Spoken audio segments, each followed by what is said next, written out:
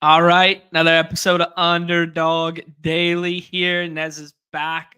We got some great stuff to talk through today. We crowned a Zamboni champion last night with the Stanley Cup Finals coming to a close there with a iconic Game 7, a great Game 7.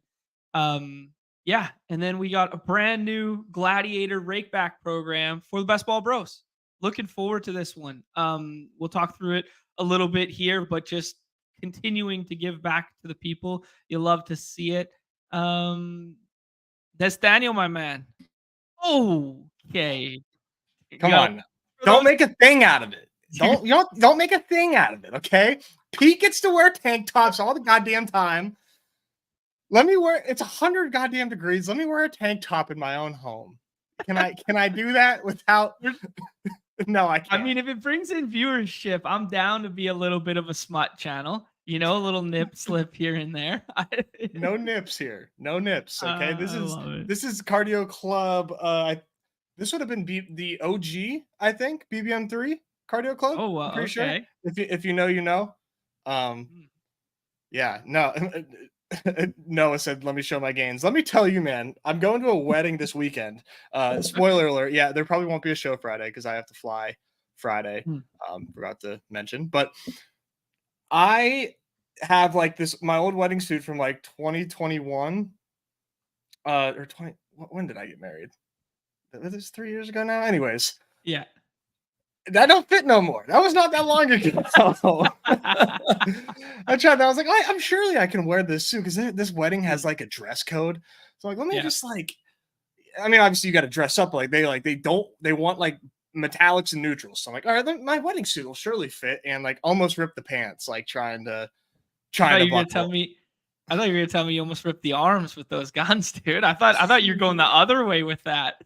No, we've been squatting, we've been lunging, and yeah, I can't. I'm not.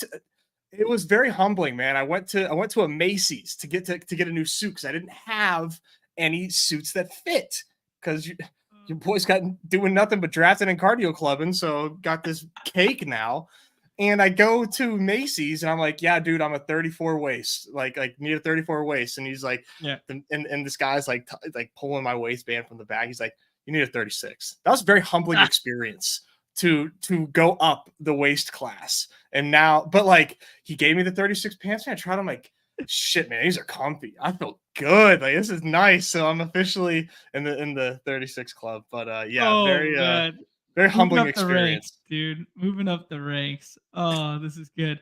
I'm loving some of the comments here. We got DFS King stands with you. He's currently shirtless. I love that the sleeve monster got you here. Grill saying this one should be behind the paywall if you're showing off the guns. Love this. John said his wife's not allowed to watch the streams anymore. Oh my god. That's so good. Where's the hot tub at? There you go. Hot tub time machine. Ooh, that's a nice little pick from Mike there. Mike Warner, and I don't know him. You'd think really? Yeah. Huh. There's definitely somewhere in the family tree there. Apple can't fall too far if he's in this. Yeah, it's true, right? Chat. Yeah. Yeah, he too donates on a nightly basis to the baseball slates, huh? Yeah. No, I was telling you, can you believe I didn't win last night on a slate where the Pirates gave up the most fantasy points on the slate? Can you believe that? I didn't take that one down. Who would have thought? Yeah, you can't believe you were on the wrong side of history with Bailey Falter. Yeah, what? No way. That's are you serious? Me? Man, I love it. Okay, let's start with the Rakeback program because that is the big news of the day. Oh, baby. I clicked the wrong button. Boom. Love to see it here. So Underdog has revitalized the program that we kind of saw in the pre-draft window there when we were drafting the big boards and stuff like that. And then it closed, I guess it closed April 29th. What is that? So now they've reopened the draft window. So all of your best ball drafts from now until September 5th will go into the pile, and then you will get some Rakeback based on how many of them that you do. So I think the two biggest notes here are just, it has to be said every single time that Rakeback is not on entry fee. it's on rake paid associated with entry fee. So most of these contests will fluctuate between, 9.3 and 11.6% rake, something like that. So you could figure out and do the math and find your own personal tipping points and spending points and that sort of thing. But don't expect to get, do 1,000 drafts and get 50% of your entry fees back. That's not how it works. That it would be a beautiful thing, but then nobody would be making money. I did see some comments, not in our Discord, but in other Discords, where they're like, "Wow, Right. like I'm getting like, I'm getting like half my fees back." Like, no. Yeah. This is rake. This is rake. It will be. We have all summer to repeat this and recommunicate it. But just want to say, man, this is awesome. This is so nice. 1,000 is a lot of drafts. I definitely hurried up and maxed out the puppy after I saw this. I had a feeling that, the threshold was going to, that we were going to get something. So it, inspired. I wish I would have done more seventh inning stretch, but that was like part of what really inspired me to do more of the seventh inning stretch than I intended to, was thinking that the Gladiator would encompass it. Now I got to get on my horse and get more marathons in, get more weekly winners in. This is just 50% rakeback is awesome, and it's going to be tough to hit, but that's going to make a huge difference. Like, that's going to be really nice, especially come BR season. After this is all finished out, man, you get a nice replenishing deposit from the admins, from the admin gods, dropping that Gladiator Rakeback into your bank account for the BR streets. That's going to be fantastic. Yeah, it's going to replenish everybody for the BR streets is what I'm excited about, right? You'll be done with this. You'll be exhausted. You'll be like, holy shit, I spent $10,000 on best ball all summer long. And then boom, you're going to have a nice little 1K or something like this in your account. And it's going to be open season for BR. I just got in the chat here, NF42, one of the Dog Bowl qualifiers from last year. Friend of the show, obviously does some content with the Fantasy Pound there. He has put together kind of like rough estimates as to what the rake is and how much rake back you can get from maxing and whatnot. So this is a beautiful little tool here. I just retweeted that for the community. Go check that out. And you can kind of pre-plan now, right? This is just based on what we know is out there already, or what we know we would have drafted in the past here. But this is going to be a nice resource for everybody there. So if I'm understanding this correctly, on the far right column, that's total rake paid. So it would just be like, if you get to 1,000, subtract that in half, or take half of that, and that's the rake back, I believe. Yes. Yes. I'm like almost 90% certain that's how I would read it too, but I would just need a calculator to make sure. But yes, that's what it looks like to me. Love it, man. That would be a lot of rake back. I wasn't anticipating that much, so.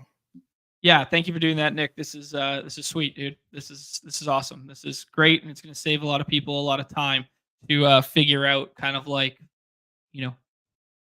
price points which they're comfortable with playing now. So that's great, man. Another example of the community helping the community.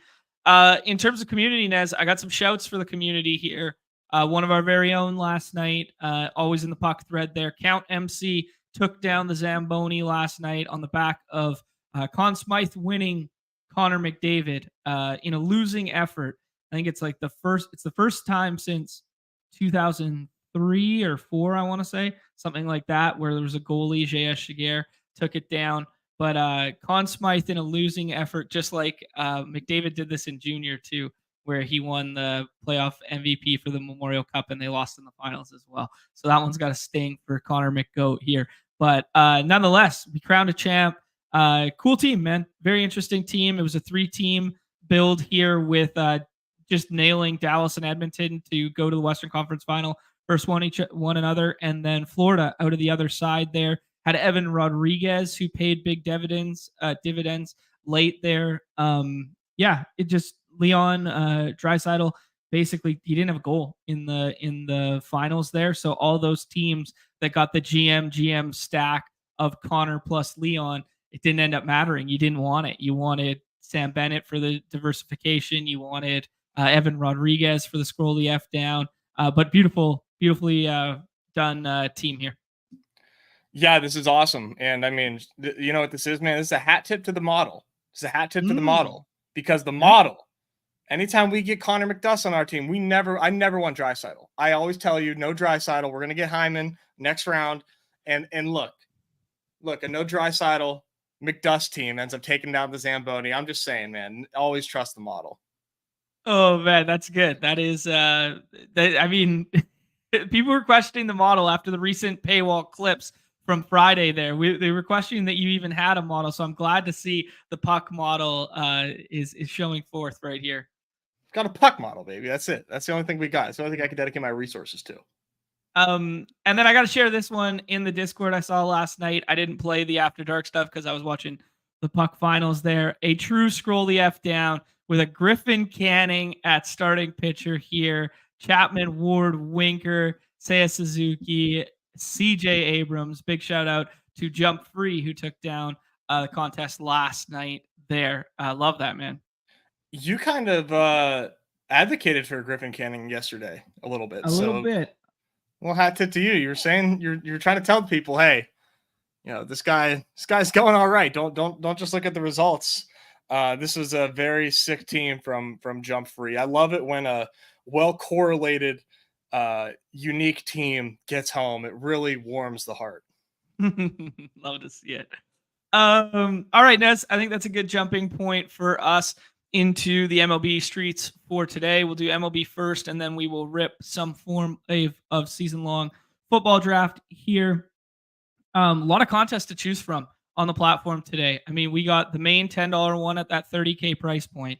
And then look at this, man. We got a cycle. We got a double play. We got a web gym, which is a 4 max. We got the $100 one there. We got the triple play, which is the $9 for all 3 bullets in that one. And then we already got a diamond up After Dark up there. I counted damn near 70K in prizes in MLB today on the platform. Fucking love to see it. It is great out here. That's crazy, man. I could never have imagined that we would be doing 70 in a day for MLB. That is just fantastic. So let's get into it. Yeah, a tribute to the growth of the platform, a tribute to some multi-sport draftletes finding their way over from other sports. A tribute to the state of baseball right now a little bit too, where it's like baseball has been pretty good this year. And we've dealt with some tough injuries and stuff over the course of the entirety of the season, like to some upper echelon star power. But like baseball in and of itself has been pretty good viewing product this year, in my opinion.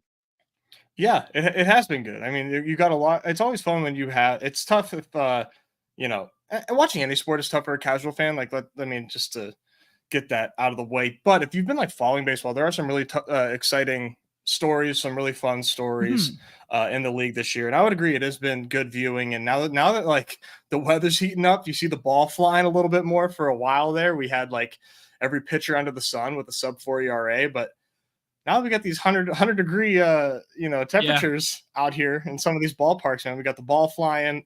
Some really fun storylines going on this season. Yeah, absolutely. Good place to start there. 2 questions in the chat here, or well, 1 point and 1 chat. Whatever. My brain's working on scrambled eggs right now. Let's go with $10 price point. Agreed, Nick. Was really, really sharp decision there for the main contest. It's instantly paid dividends there. We got last night's champ hanging out in the chat here in Jump Free. And then Numi dropping by with a question for the peeps here. How you're handling these contests. Exactly the same for each of them? Is it get your guys season in some of like the single and double entry ones? Are you more inclined to scroll the F down in the smaller ones or the bigger ones? What are you thinking here on a 12-game slate, Nez? I'm not saying that I have like the answer, but what I like to do is get weird in the smaller contests and play the main contest chalky. The reason I like to do that is just because so I'm not going to be not when it comes to like the double play and the big fly. Like, let me just like get that out of the way. I play those different as well. But like for the web gem and the triple play, I will get very weird in those because I feel like when people have limited entries, they are going to play chalk as much as possible. Right. So the weird combos that or the weird teams, the weird stacks that I'm going for, I feel like are going to be even lesser owned in those contests compared to the Turn 2 Tuesday. And to be quite frank, I'm not concerned about losing in there in the smaller contests. So I would, I'd rather try to like get an easy path to first in those smaller ones. That's just how I like to play it. I don't think that I would go, if I had to make a bet, I would say that is not the way to play these in reality, but that is how I like to do it, just based on my bankroll and how I like to play. Yeah, I mean, like, I can't argue with it. I think it's all like a personal preference style thing, and I think it's slate specific, right? Like, I would say that the chalk last night on yesterday's slate was stronger than today's slate, and the fact that it's a 12 gamer, yeah, means it just if you every stack is readily obtainable today, outside of maybe like Judge plus Soto, and outside of full Dodgers onslaught, maybe, but I think you can still get full Dodgers onslaught, and they're probably the best stack or chalkiest stack on our site on this slate. So I mean, yeah, I just kind of look at the slate as a macro, and I just go like today outfield. The plays that I see at outfield are considerably shallower in quotations than what I'm seeing at infield, and then I go like, how can I flip that in my favor, and how can I find, like, as you alluded to, contrarian pasta first there. So I'm going to have a whole bunch of teams today that have a whole bunch of 30 plus ADPs in it, regardless of contest, just because I think the chalk isn't that strong. And then when we look at some of this weather, there's a lot of plays from the 1 through 20, whatever, that can go belly up just on weather alone. So, yeah. Anyways, let's jump into the slate itself. Nez, we are seeing some very interesting stuff in what we would guess classify as like the Midwest region there, where all those hot and humid temperatures were coming from yesterday, are now kind of dealing with like some residual storms and could see some rain coming on through. If you're playing on Redacted, you don't have to worry about this stuff, and you wait for the news and you whatever. On our site, man, this is half the fun. Half the beauty is like, how can we speculate on this weather? Weather is the Q tags, or weather is to baseball as Q tags are to NBA there. So if you can get ahead of some of this and you have a lean here that's better than what everybody else is reading, aka what's just on our screen right now, you can definitely find an edge here. What do you like, Nez? Well, I am definitely scared of this the Cincinnati weather spot. I mean, if you look at these other weathers spots here as well, like you said, the Midwest is in big trouble today. St. Louis has a yellow orange. It seems like they're probably going to be able to get the game in, but regardless, it highlights these weather patterns that are over the Midwest region of the U.S. And when you go look at the Chicago game, south of Chicago is where those like major rainstorms are. Numi was telling us that it was raining like crazy in Minnesota. All that to say is like Cincinnati's in the middle of this. Like St. Louis is kind of in trouble. The Chicago game's kind of in trouble. Cincinnati's in the middle of those geographically. That is where like most of that rain is coming in. I'm definitely concerned about this game getting played, especially because these teams play each other in the future. If they want to postpone and do a doubleheader, they can. They could probably do a doubleheader tomorrow if they wanted to. So that definitely has me worried about this game. It's troublesome to fade because it's in Great American Small Park, though. So I think, luckily there's like, I'm not getting to Mitch Keller today. I don't even know who the Reds pitcher is. Hunter Green. It is Hunter Green. Yeah, that's right. Because I was so like, just not really into this game, period. But because like the main concern on these weather spots is pitching, because we don't want to delay in the middle of the game and get our pitcher yanked early, I think you can still stack these games. Just understand it's very high likelihood that this game doesn't play. So you just got to be careful. Yeah, no, I'm kind of in lockstep with you. I think the easiest solution to some of these is just full fade the pitching. Hunter Green is a guy who's been going with a pretty high ADP. I want to say he's SP. Oh, let me confirm. SP2 now. Holy smokes. He's SP2 on the slate, and people are building onslaught stacks using Hunter Green and stuff like that. I'm full fading Hunter Green. I like the strikeout upside. I love the spot, obviously, but it still is Great American Small Park. And then when you run the risk of delay with pitching, it's just like starting pitching, I can find it elsewhere. Like, give me SP12 Mackenzie Gore going up against a San Diego team that doesn't have Fernando Tatis Jr. Maybe it's easier to look at like this. where it's like I can just go ahead and X him off my board. I can X Keller off my board.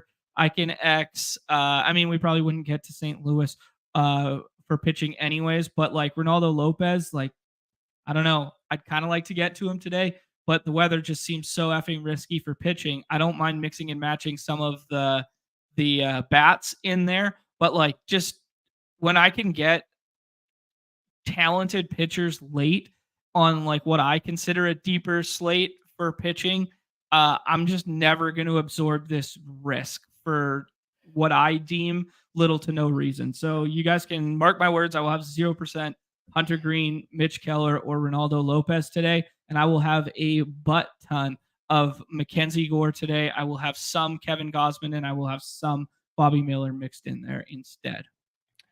Yeah, and not to like nitpick, but we do have 12 games on the slate, so it is deep as far as options go. But I will say this is a pretty weak pitching slate, in my opinion. Strong disagree. Bro, how are you disagreeing with that? Hunter Brown is SP1 by like a country mile, and he is a beautiful play today. Well, that doesn't make the rest of the slate good. I think it's better. This is not a deep slate, man. For 12 games, you usually have way more options than this. Hunter Brown is absolutely the SP1. Like he's my SP1 by, like you said, a country mile, and he goes late. I love him, but like I don't find any of these options like awesome, man. There's not a lot of aces on the slate. I don't know. Like I think about it in terms of like we have 24 teams playing baseball, and I'm comfortable rostering like 10 pitchers today, and that makes a slate deep for me. Like if the winds weren't blowing out, I could see myself getting to David Peterson, but I don't think it's necessary. Brandon Pfaadt has like good K upside there for me. For sure. Like these are these are all guys that I like. I agree with you. But like these are not aces, you know, like these are not like stud pitching. That's what I'm saying. Like the quantity is certainly there, but there's a lot of spots to get to. I think that's what makes it like pretty fun. Right. And that's what I think makes it deep. So like maybe they're just not aces, like or like prototypical like top shelf aces that go in the top end of our 7th inning stretch drafts, but I find it like deep enough that I want to scroll the F down, and that's what makes it strong pitching for me. Maybe it's not regardless, man, Hunter Green is not somebody that I'm clicking today. I can exactly promise you that. Yeah, and I mean, like that can go belly up on us, right? Because like he's a really high strikeout rate pitcher. He's going up against a Pirates team that he can strike out, you know, probably at 26, 24% of the time in that lineup. So yeah, anyways. But I'm glad that we were both in lockstep about the Hunter Brown one. I think if I was starting any form of pick 'em right now for today, I would start with that Hunter Brown K prop. It was at 7.5 before. Let's see if it's still there. I'm just curious. Yeah. Give me this little spicy margs over and over again. I'm a big fan of that one if anybody is trying to build out an entry. Yeah, I'm the fantasy points is super high, but I'm a sucker for pitcher fantasy points. Okay. Yeah, and just an evergreen reminder that they are scored in the same capacity that the dinger and 7th inning stretch are, not our daily scoring format. So when you see this 41.5, don't get confused by it. That's why this little eye icon exists here to tell us things like that. Yeah, you essentially divide the fantasy score by 3, I believe, and that gets you Cool. It feels like 6th round pitcher to me, unless it's Hunter Brown at a discount. Let's go back to the lineups and stuff like this. We need a new way to present the lineups every day like this, opposed to using, you know, somebody else's site that's built for redacted and not built for us. We got to find a way here, Nez. Someone wants to help us do that. Oh, Sam Wilson, Mount Rushmore chiming in. Josh Naylor with a 4.5 spicy home run there. Are they in the wind tunnel? I didn't think so. They're in Baltimore versus Cole Irvin. It is lefty-lefty, which is little less desirable, but like his splits haven't been egregious. versus lefties today, and the wall in Baltimore is on the other side. So left-handed power plays better there. So you know what? While we're on it here, Nez, for the community, let's go with this Hunter Brown Spice. Let's go with this Naylor Spice. I'm going to put one little BBM on there for one little BBM gets us 371. That is the, oh no, location error. That is the Roto Run times Sam Olsen combo of the day. There we go. Would you say this is Ferda? I might say it's Ferda. It would definitely be Ferda if the Oilers had won last night. But this is Ferda community. How about that? Ferda community, from the community, Ferda community. There we go. All right, we'll toss that one in there if anybody wants to be alongside that. I like this shout from Corey as well. The Seager home run. Seager is flat out mispriced. We'll get to the bats as we keep going here. But yeah, Seager is mispriced. IMO right now, buried at like ADP 32 or something right now. Okay, Nez, back to the stacks and the game environments. Yeah, so weather obviously scary, but it's obviously better to get to bats than it is to get to pitchers in the first game on the slate there. Small park, you can kind of always talk yourself into playing anybody there, but admittedly, with the ADP prices and despite Ellie going off last night, I am basically full fading this game, and it could burn me. It could, but I'm telling you, man, I know Roth is overly cautious. I do think he's onto something here with this game. But I'm with you, dude. It's going to be tough for me to get to it. I think luckily, like as we get closer to lock, we are going to have a clearer idea of if this game will play or not. And if we get a downgrade to yellow and it looks like it's going to be less precipitation there, maybe I'll sprinkle in a Hunter green here and there, but pitching just simply doesn't separate enough for it to like make that much of a difference. So for now, to be quite honest, for all intents and purposes, we got a lot of games to cover. I'm skipping this game. Yep. Likewise, man. Blue Jays and Red Sox. Red Sox been going good recently. Jarren Duran continues to crush. Vladimir Guerrero on the cover because he is doing the same, man. He hit a monster shot last night over the monster into the parking lot, 470 whatever feet there. Yeah, I could see myself getting to skinny stacks of both of these sides, but I will have no onslaught stacks. And I'm actually leaning towards getting to the Toronto side more so than the Red Sox side because I am a Kevin Gausman respector. There's been a lot made about Gausman and tipping pitches and blah, blah, blah. He's had some issues with that, and maybe that's why he's getting knocked around in recent memory. But yeah, that's all I got for this one. What do you like? Man, I am like, you know me, man. I'm frothy over these Red Sox. And you get a righty at home with the wind slightly blowing out on a hot day. This is like where I really like getting to these Red Sox. Got to him yesterday. Didn't really amount to much against Bassett, but I'm going to go back to the well today because I think coming off of a disappointing-ish game last night, they're going to be pretty low owned for my estimation here for a 9.5 run total. So, I love Duran. I love Devers. I'll sprinkle some Abreu, get some O'Neill in there. They're going to be in rotation for me, probably at like a 15% clip. Now I might also do Gausman when I don't get to them though, because Gausman is a damn good pitcher, and he very much has range of outcomes where he's doing well for you in a lineup and available pretty easily. But like you said, man, Vlad monster shot yesterday going against Bayo, who has not having his best season right now. So a little one-off Vlad might be a pretty good idea. And is Bichette back today? That's a good question. He's got the Q tag right now, and him and Dalton Varsho both have Q tags. They're anticipating, like the local news in quotations is the Bo Bichette will be back today, but I have no definitive lean on it. It's kind of been on and off with him and Varsho. Varsho's been sitting since Sunday as well.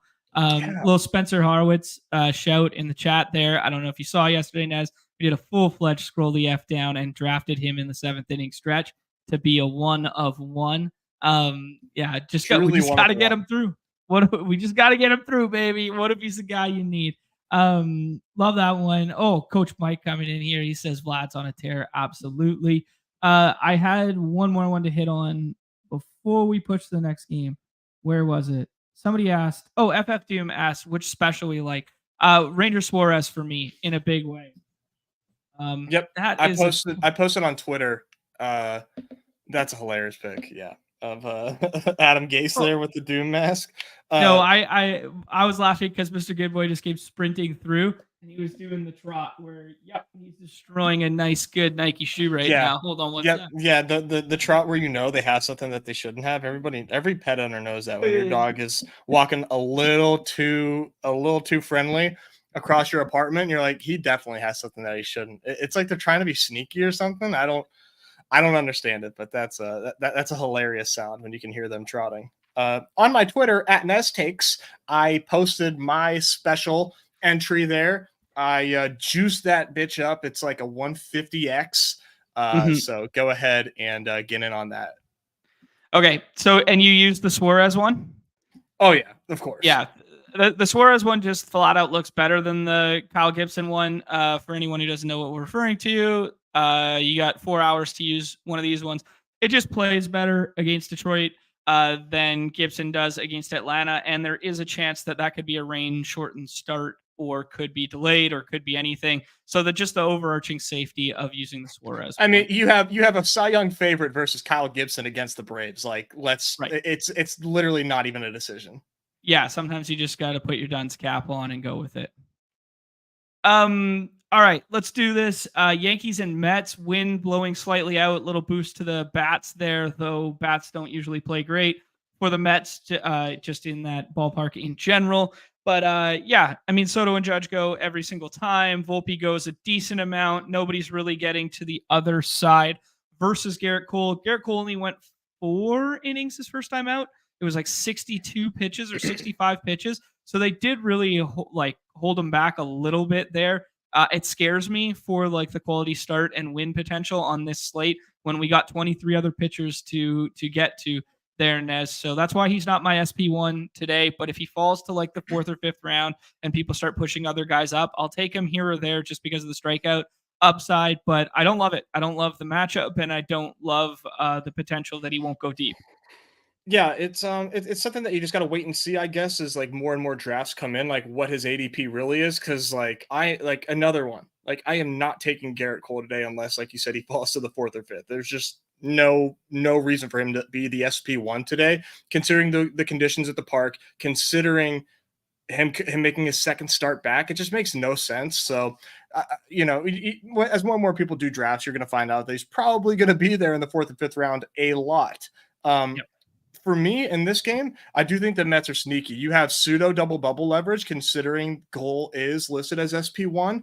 Doesn't make him the unanimous SP1, but it does make him, double bubble worthy because of that. And he'll be 16%. The Mets are going really well late. 100%. A full 16%, I guarantee it.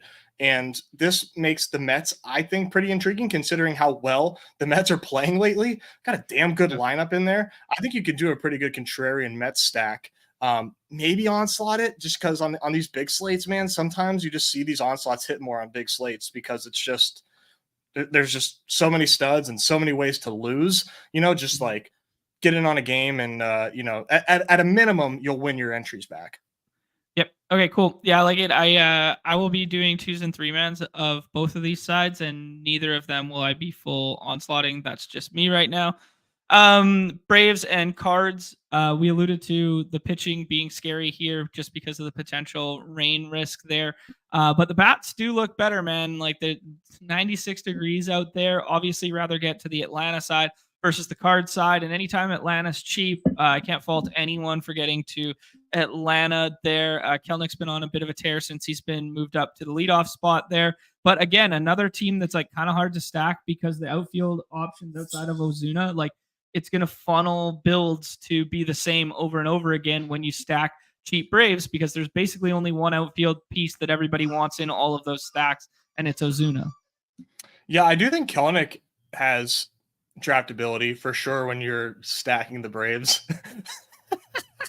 Good point's killing me. But yeah, the Braves are definitely tough to get to. It's just like you got to be willing to take leadoff Kelenic, but leadoff Kelenic's been all right. I mean, you got Reynaldo Lopez for the Braves here too, like having himself a hell of a season, a really nice season. But with this weather in St. Louis here, and the St. Louis bats kind of waking up a little bit, man, definitely think about mixing them in, especially Gorman, Burleson, Wynn, Goldschmidt. Yeah, you can get him in here and there, but like I think these young power hitters toward the top of the lineup can definitely be gotten to today.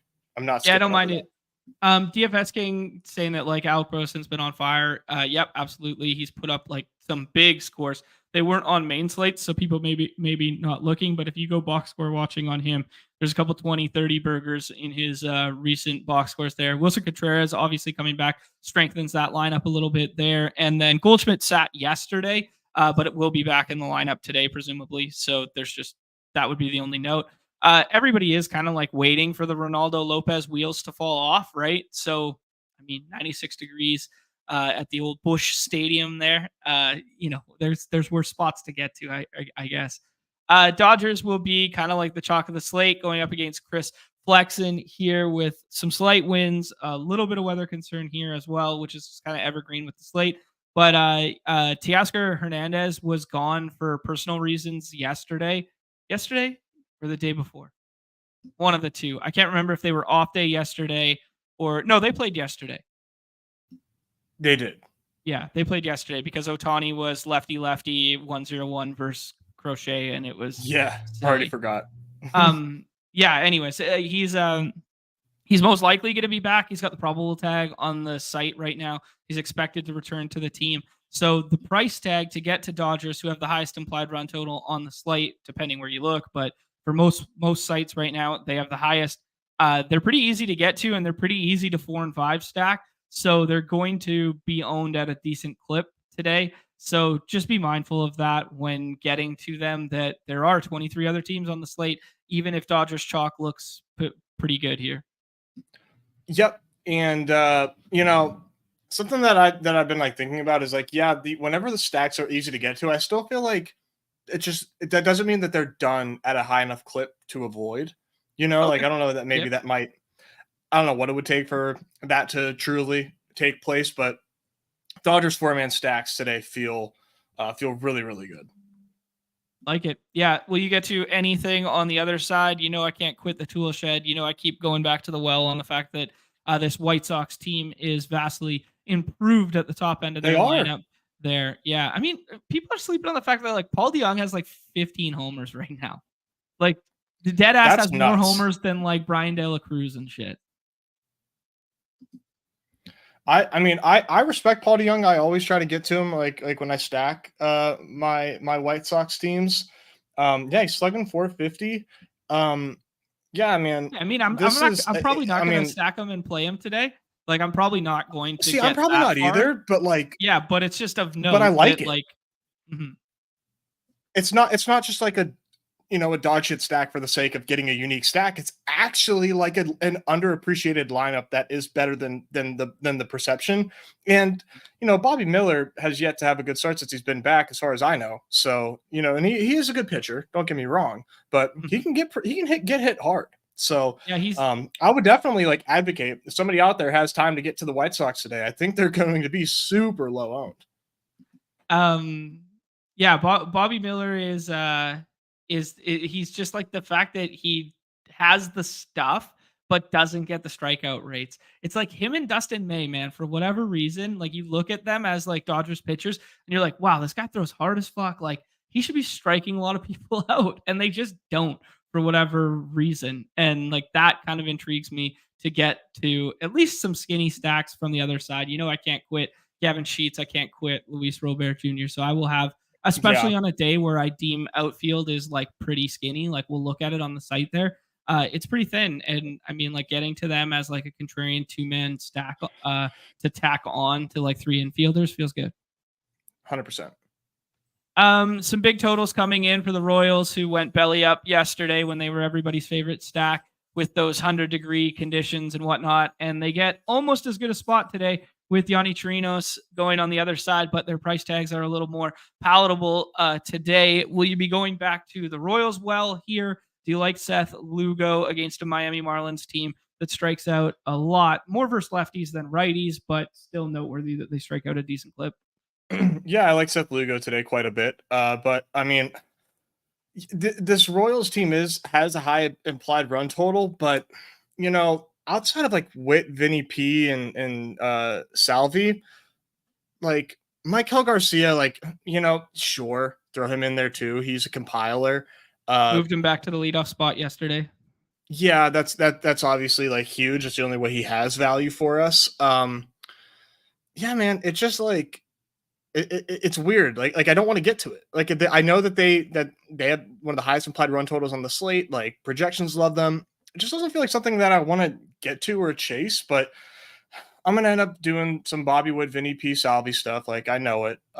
And on the Marlins side, when you got 100-degree weather, in Kansas City, and Seth Lugo has been like pitching really well lately. I am dying at you on the floor right now. Give me Jazz Chisholm and Josh Bell hitting from the left side of the plate for sure. They're going to be super low owned as a combo, and Josh Bell is so much better from the left side of the plate. So I always like to get sneaky Josh Bell stacks in when he's facing a righty. Yeah, no, I like that shot for sure. I like getting a little Jesus Sanchez mixed in there too. I mean, obviously lower probability play than Josh Bell, but if you pair him with Chisholm, gives you access to two left-handed outfielders in those conditions there as well. This is a fun question from J Habs asking if you rather on shallow outfield slates, do you rather picking stack spots or one-off spots? I think it's relative to like who you're playing at the infield. Like I'll always gravitate to stacking like a one outfielder with like the infielder ones. So for instance, like if I'm scratching and clawing for an outfielder in the 5th round when I have Corey Seager in the 4th, like I will just always try and go to like Wyatt or Adolis to stack in that, opposed to like trying to be like a hero and go like Taylor Ward. Here we go. Add him to that team. So I think it's case specific, but in terms of like if I could add like Alec Burleson and Taylor Ward to a team, or if I could add like Luis Robert and Gavin Sheets, I think I would always go the way of the 2 stack. Oakland's got some outfielders to 2 stack. Marlins got some outfielders to 2 stack.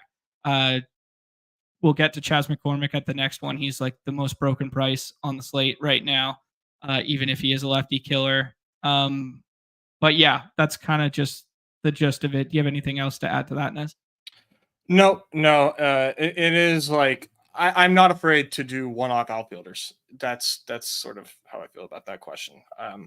Obviously, if I can stack, I can stack. But when it's a shitty slate, you got to do what you got to do. We see different builds win all the time. Yep, well said. Okay, Rockies coming up next here with Hunter Brown. We all kind of like shared our love for Hunter Brown, the new pitch mix, the new splitter, the basically everything about his stats is being dragged down by the fact that he got shelled for 9 runs in 1 outing early in the year, and he's been amazing since. And the strikeout rate is there, and the Rockies strike out at basically the worst clip in all of baseball, depending on the lineup that they run out there today. But it's pretty close. So I love Hunter Brown here. I love getting to some Jordan, even though it's lefty-lefty. He's one of the best lefties at hitting left-handed pitchers in baseball.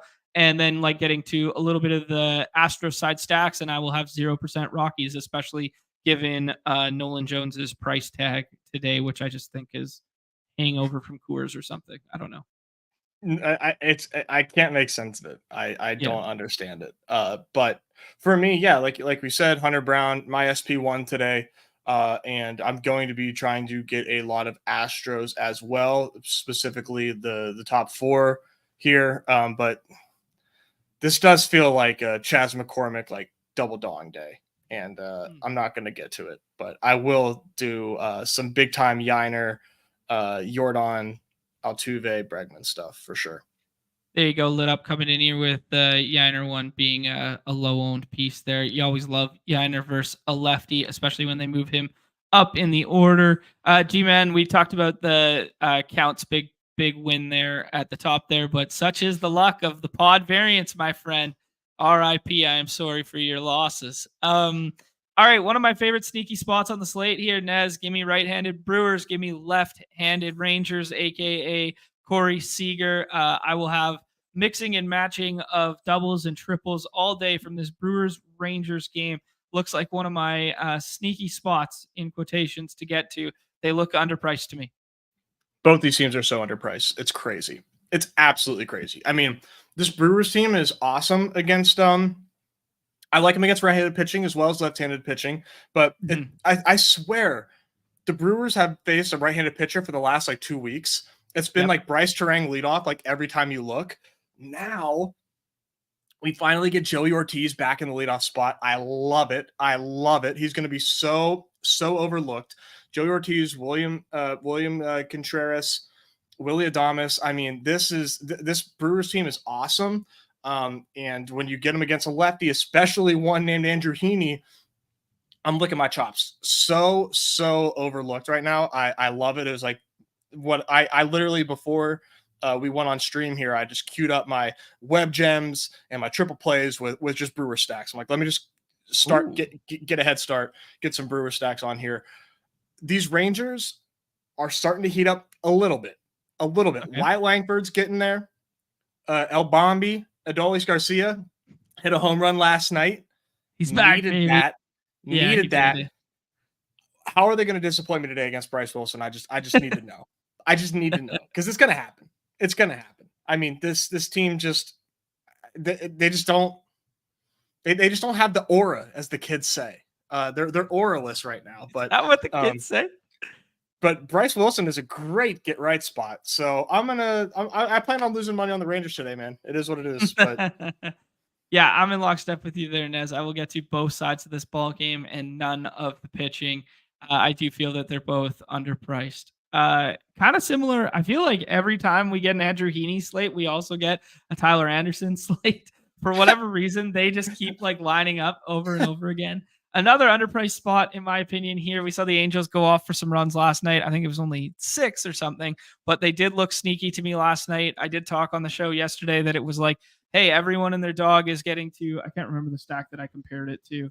It was someone who had like the exact same implied run total as they did. And it's like, hey, why don't you just get to this one that is like 0% owned comparatively? And then they ended up doing well. Taylor Ward had the home run there. I will get to right-handed athletics today too. Man, this dog, here we go. Now we got a football coming out too. Like we've gone bone, ball, football, shoe. Like, oh my God. I'm just about to let him rip. This guy, man. So this is definitely a sneaky spot for the A's. Little Brent Rooker here, little Shea Langoliers definitely seems fun.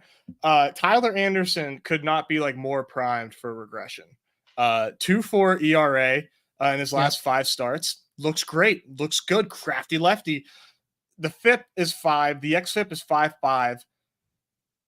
John, has he walked more per 9 in his last 5 or K'd more in his last per 9? Trick question. It's both. He's walking out the same. He's walking the same that he's striking out here. He is absolutely primed to get shelled. I mean, I like this. In his last five starts, 6 walks, 3 walks, 1, 5 walks, 3 walks. I mean, the dude is bound to get shelled. Probably won't happen against the A's because, God bless the A's. They're just not that good, but it very well could happen. And you're going to get absolutely no competition with these A's stacks if you decide to do it. And the other thing I'll add is like on a day like today where we're starving for outfielders, the Athletics have like 5. They literally have 5 outfield eligible in Andujar, Blade, Rooker, Nevin, Cameron, and somebody else is also outfield eligible who's not in this lineup but was in the lineup yesterday. So, I mean, if you're starving for outfielders and you just want to tack on a little double stack, I've done it 2 or 3 times already in my first 5 to 8 teams. Pitch coming in here with I compared them to the Pirates. That one, I guess, didn't age that great because the Pirates ended up scoring 5 runs and got home in the last couple innings there with the O'Neill Cruz home run there. But like the thesis, right? I mean, the Angels were way lower owned and scored more runs. So I guess the thesis. Yeah, Tucker is clearly a multi-sport drathlete today. It's insane. Okay, Padres and Nationals. Nez, we got the rookie Adam Mazur. I think Major. it's Major. Yeah, like you're like measuring French. the walls. Yeah, like measuring for apartment, for furniture. Yeah. Okay, that's not where I would have gone with it, but I like it. You never met people in your life that say measure like measure? No, Oh, never. drove me insane. Met a couple of them throughout my life. Oh, that's good. Adam As I Major. alluded Yeah. to, man, this lineup looks way worse without Fernando Tatis Jr. in there, and they're gonna be forced to have some lefties in there. Though Profar has a little bit more power from the right hand side, there's just not a ton to be scared of in this lineup. Jackson Morrell hits lefties decently, so does Cronenworth.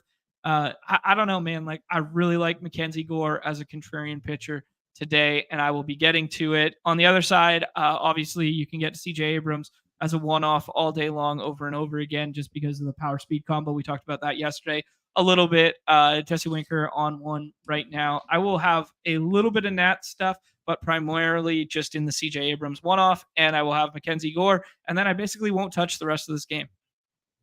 Yeah, I am. I'm with you. It's tough without Tatis to get to the Padres against the lefty, like you said. I do love Profar from the right side, but Mackenzie Gore is a very good pitcher. So I just don't see how I'm going to get to the Padres or the Nationals today, even though I think Major is not good at all. And I love a sneaky Nationals stack, but in San Diego makes it a lot less fun. Yeah, but we've talked about that ballpark, man. I showed you the information on it that, the batter's eye, right? Up, the batter's eye being changed and power playing up in there. We might have to change our understanding of Petco pretty soon here. So just something to have on everybody's radar. Do you know what they did exactly to the batter's eye? No, I think they just changed it so it's a more visible backdrop. But like, people are comparing it to, like, there's certain parks where it's really hard to strike guys out, and they are places where the batter's eye have changed in recent memory. And then there's also places where like hitters routinely talk about the batter's eye being like terrible, and those parks favor strikeouts. So like the Rays, for instance, like Tropicana, known for strikeouts, terrible batter's eye. Yeah, I'm trying to think of some other ones off the cuff here. I guess they had Ivy on it and they took it off. They took the Ivy off the batter's eye? Apparently. Okay. Yeah. I just know it was like some form of drastic change. There's that one, and then the wind tunneling in Cleveland, which we've talked ad nauseum about. Twins and Diamondbacks. I've seen some people get to the Diamondbacks. I feel like they're, just getting contrarian for the sake of getting contrarian. I don't really want to go up against Joe Ryan, but when that lineup gets going, it does have a lot of power, and it does have a lot of, or not a lot, but a decent amount of speed at the top there. But for the most part, Nez, I think I will just be getting pitching from this game as one of the scroll variety and one of the chalk variety in Joe Ryan and Brandon Pfaadt there. Both give you some strikeout upside. Royce Lewis as a one-off is entirely fine, but I'm always scared of stacking Twins because they're inevitably going to get pinch hit for unless they score, 9 runs in the first 3 innings. Yeah, it just doesn't seem like a game that I want to get to either side of the offenses on. Like, two pretty damn good pitchers going against one another. Brandon Pfaadt definitely going to be one of my highest on pitchers today because I'm going to be waiting a lot of the time to grab pitching. So, and he's going to be there, quite often. I do need to see if like the Twins are still striking out as much as they were to start the season. I might be, clinging to some anchoring bias there, but yep. I do really like Brandon Pfaadt. And at home here with these run totals and what I believe are still pretty nice K rates, I think he's a pretty safe option. Okay. Yeah, I like it. I'm kind of in lockstep with you that I like some of these shittier scroll pitchers than I like some of the ones that are going in like the middle tier. Like, I don't feel that like Ryan and Pfaadt are as far apart as ADP suggests they are. Yeah, I'm trying to find Minnesota's K rates here. I was trying to do the same thing as we were talking there. I was pulling up. They're middle of the pack against all pitching, but let me see how they fare against righties, and then I'll get back to you. Yeah. I mean, when you use like cumulative team metrics too, there's always like a lot of noise in them because like it's just so Royce hard Lewis to like wasn't there. quantify. Yeah, Royce Lewis wasn't there. You know, which righties and lefties were platooning those days? What's the depth of the lineup? You know, Buxton's missed time as well, blah blah blah. So it's always hard. Let me see. Yeah. Anyways, the one thing I would say about my Mackenzie Gore love, just to go back or whatever, is when we're talking about team strikeout rates, that the even without Fernando Tatis Jr., San Diego does not strike out a lot, so it isn't the greatest matchup in the world, and especially if we think that park is like a little bit improved from the hitting side, it's, you know, I'm going to be overweight, but you know, not financial advice. It's just how I'm playing this slate. I don't necessarily think it's the greatest spot in the world. All right, last game on the slate there, Nez, is Giants and Cubs. It's going to be a classic windy game where the park mitigates the wind and it's cool breezes off the water. And it just feels like when you play in this ballpark, it kind of feels like playing in Seattle, where it's like the run total is capped at a team scoring like 8 runs or something. So on a team or on a slate where there's 24 teams to choose from, I very rarely get to a bad home run park, even if the pitching is bad in this one. But I could see you attacking Kyle Hendricks because he's been god awful this year. They moved him to the bullpen at one point. Now he's back up in the rotation. He's been very attackable this year. Yeah, I mean, I could see myself getting to like, you know, some mini stacks from this one, but it's really hard for me to like build a portfolio that's overweight Giants and Cubs. Yeah, man, it's I don't know how I'm going to get to this game at all. Maybe some Giants stuff, because Kyle Hendricks, like you said, is just not fit for this league anymore, but he's still here pitching for the Cubs. But I would prefer a lefty on the mound against the Giants, other than Justin Steele, because that's my boy, and he's been coming alive recently. He was one of the biggest values in the 7th inning stretch to close. Man, both teams yesterday. Yep. So for me, this game is just a big fat like I couldn't be bothered. Like if this was a game, if one of these teams are who you need, like hats off, man. But I can't be like not enough time in the day for me to get to this to get to this game on Underdog.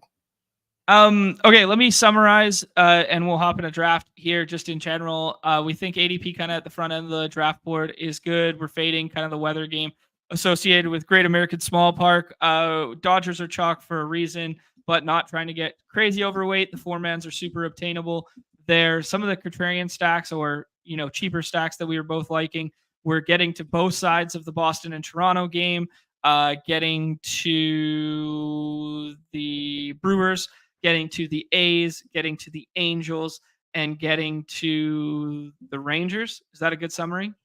Yep. I think that pretty much nails it. Okay. Couple picks to click there. Sam Olson gave us that Josh Naylor pick 'em entry one, but he's not on this slate. A couple picks to click for me. Willem Contreras feels really good as a home run guy today. So does Corey Seager. Like both of those ones. Little Adolis Garcia as well in there. Nez, any other ones that you can think of? I didn't look too hard, other than Yainer Diaz. I did put a home run for him in my entry that I tweeted out.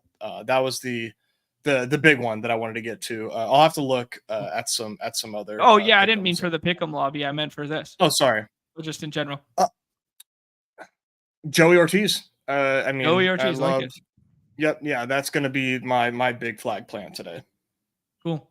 Yeah, respected a lot. A guy that you got overweight in the 7th inning stretch there, leading off against lefties all the time. Let's hop in a draft here. Nez is putting a little something in the chat here. Please like the video, like and subscribe. If you're watching on the Twitterverse, jump on over to the YouTube, please and thank you. Yeah, we come out here every single day. We're going to be out here with Pete Overzet tomorrow doing football at the same time, 2 p.m. Eastern. And then Hayden Winks is going to join us on Thursday. I don't have my phone, but he was messaging me back on what time that will be. I think it'll be 2 p.m. Eastern. Again, a little bit of who's who in here former champion Lit Up's in here, former champion Best Ball Viper, and evergreen former champion Brad DMC3. So yeah, we got ourselves a tough little room here, Nez. Let's see if Viper's on auto draft or not. He's been out here pushing the plane quite a bit lately. I think, he got that big dub and now he's just firing off at the hip lately. We'll see if he's actually going to be in here drafting. But yeah, shout out to Chad the other night. Got a real big dub. I wasn't here yesterday to say congrats to him, but I think he took down the 6K, if I remember correctly. Yep, one of the big ones. Yeah, that's always nice, man. That's super sick that we have the opportunity to win 6K in baseball, dude. It was literally like last year, baby. These slates were like 15K total.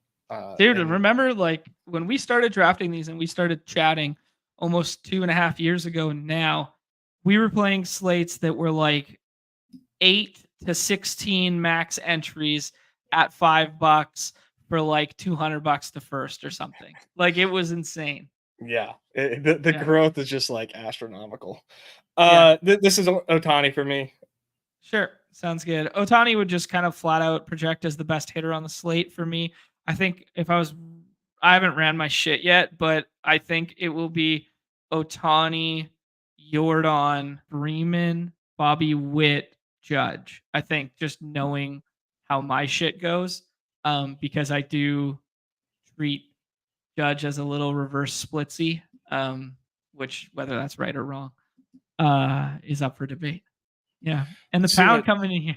Ness run out of vacation times. He had to show up, but he still wore his vacation attire. You love to Yeah, dude, it's a busy summer in this household. Let me tell you, man. We've got a lot of, Bria's been busy, which means I'm busy, which we're very thankful for. But yeah, it's keeping me running around quite a bit. I'm going back to Kansas City this weekend though for a wedding. Like I was saying, that'll be my first time back there since I moved almost like 2.5 years ago now, right around the time that we started doing this stuff. So that'll be a lot of fun. I'm excited, going to see some old pals and whatnot. So that will be fun. And then I have a vacation in August, like right in the middle of BBM season. You hate to see it, but got the family going to Maryland. And then next weekend my parents are coming too because my birthday's coming up. So, and I haven't seen them in a long time.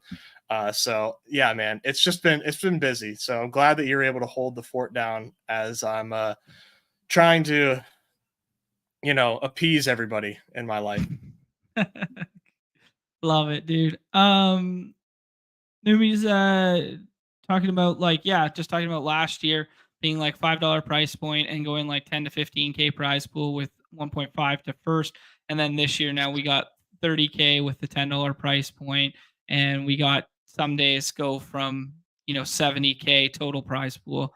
It might be like one of the biggest growths like in the sports, like by percentage growth, if you really think about it. And it's all about that $10 price point, man. I mean, we've been talking about it for a while. Like, it's so nice to have these like be like the bang for your buck where like, you gotta be in here. You gotta be drafting. Like this isn't for the weak. It's not for the faint of heart. It's not for the robots.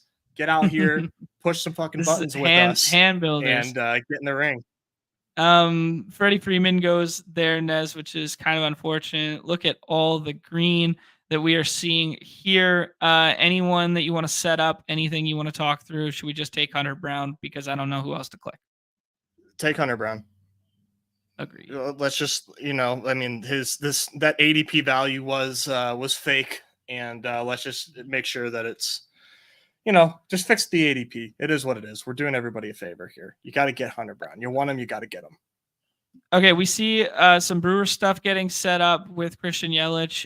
We could fight for like Ortiz and Willem Contreras with Best Ball Viper. We could set up something different. We could go that athletics route we were talking about, liking some of the right-handed sticks there. We could go Toronto. We could go Corey Seager here would feel good. What do you like? I would say Rangers. I would say let's do that. That looks like the one team that isn't being set up right now. We can at least like triple stack these Rangers and maybe do another like cheeky one-off or end up 4-stacking or throwing on a Dodger here at the end. I mean, Andy Pages gets no respect in these streets, so maybe we do a little bit of him at the end. Yeah, a little chance that he moves down in the order, or maybe they give like Miguel Vargas a day or whatever, because I mean, they've both been playing alongside each other a shit ton there. But yeah, just for sure. I think probably hits 5th behind Teoscar. Yeah, no doubt. Maybe even a lower than that, but they do like him, and he has been hitting well. But I could see like maybe like Hayward getting over him against a righty, but I still like Pages, man. He's still he's having a nice season, and nobody really drafts him unless they're at Coors. Absolutely. Yeah, this one cracked me up that Nez is Mr. Worldwide when he traveled overseas for the first time in his life, like last month. Mr. 305, baby. Mr. 305. Well, you were Dale. Mr. 305. You've been to Mr. 305. You've been to Miami twice this year. Hey, man. Miami and Orlando. Yeah. State of Florida. It's just calling me. Yeah, just nothing but winners in the state of Florida right now. You and the Panthers. John, I mean, you're talking about how shallow outfield is today, man. Like, look at all this green. This is like bizarro BBM here. It's crazy. Yeah. Simeon goes there. Best Ball Viper not paying us the same respect as we were paying him. Dude, he does this all the time. He seriously does. I swear to God. It's for the bid equity. I respect it. Let's take Will Smith here. Yeah. Let's use Corey Seager as a one-off. Let's use Will Smith here as Dodgers like 1-2 stack along Shohei. And then let's do a 2-man contrarian that is of the super scroll variety. 1 outfielder, 1 infielder, or 2 outfielders. Yeah, it's the way to play it whenever you get your Rangers stack. You do, dude. You do. I'm packing for yoga. What a beauty. I hope I'm invading your headspace. I hope you can't even. I hope you can't get Zen in class because you're worried about upsetting us on stream. All right. So what are you thinking here? I'm thinking Oakland is kind of one of my favorite contrarian stacks right now. With Mr. Rooker? Yeah. Okay. Little 2-man with Rooker and somebody. Yeah. I'll give you the non-Shea Langeliers guy that I wish I had put a little more scratch on yesterday. And? I was waiting for him to come back, but nobody's going to take him. I had that Tyler Nevin 5.25x home run pick 'em entry queued up yesterday, and I didn't pull the trigger because I fell asleep on the couch and didn't click it. And then, you are sick for that, man. Nah, man, he was popping yesterday like a little bit. When I say popping, it's like relative to like the odds in which you were getting. But yeah, that one I wish I kind of regretted not clicking that one yesterday because it was one that was kind of like, yeah, I don't know. Corey saying that the Pittsburgh and Cincinnati game got a bullish weather update. That's good to know. I still admittedly still probably won't be touching the pitching there. I mean, it's kind of twofold for me. It looks like the storms moved like north a little bit, so yeah, it's looking worse for Chicago, I think. Okay. Interesting. Worse for Chicago is not good for Dodgers chalk all of a sudden. Yeah, he's basically saying that on-time start, potential delay. All this, what this sounds like to me, man, is like ignore weather. I mean, Roth is like, it's interesting because he's very condom, but it's fine to be super condom for DFS guys. He doesn't know that like the underdog contingency is like listening to him as well, right? And the problem with that is, yeah. Maybe we got to put a bug in his ear, like, hey man, like, yeah, you got people that are like putting money on your words now, but like that's not gonna change. That's not gonna change his process. But right, yeah, like he just puts a condom on it until lock. Okay, do we do the Nevin, the Shea Langoliers, or do we do a one-off Yadier Diaz? I Shea for me, man. But if you want to do anybody else, go ahead. But this is my pick. Shea then. All right, let's do Shea then. We got ourselves a 2-2-1. Went away. Where did it go? Now we doxed all my teams. Apparently, we got lots of Will Smith thus far. Well, we got Rooker and Shea Langoliers too. All right.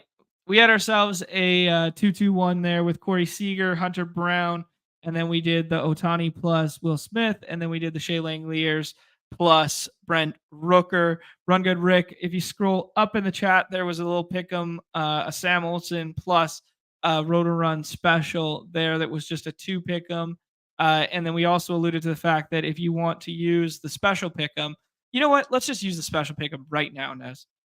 I didn't use it yet. Ranger Suarez on the higher there. We're going to go back to the Hunter Brown one, which I liked, of the strikeouts. Then we liked Yadier Diaz.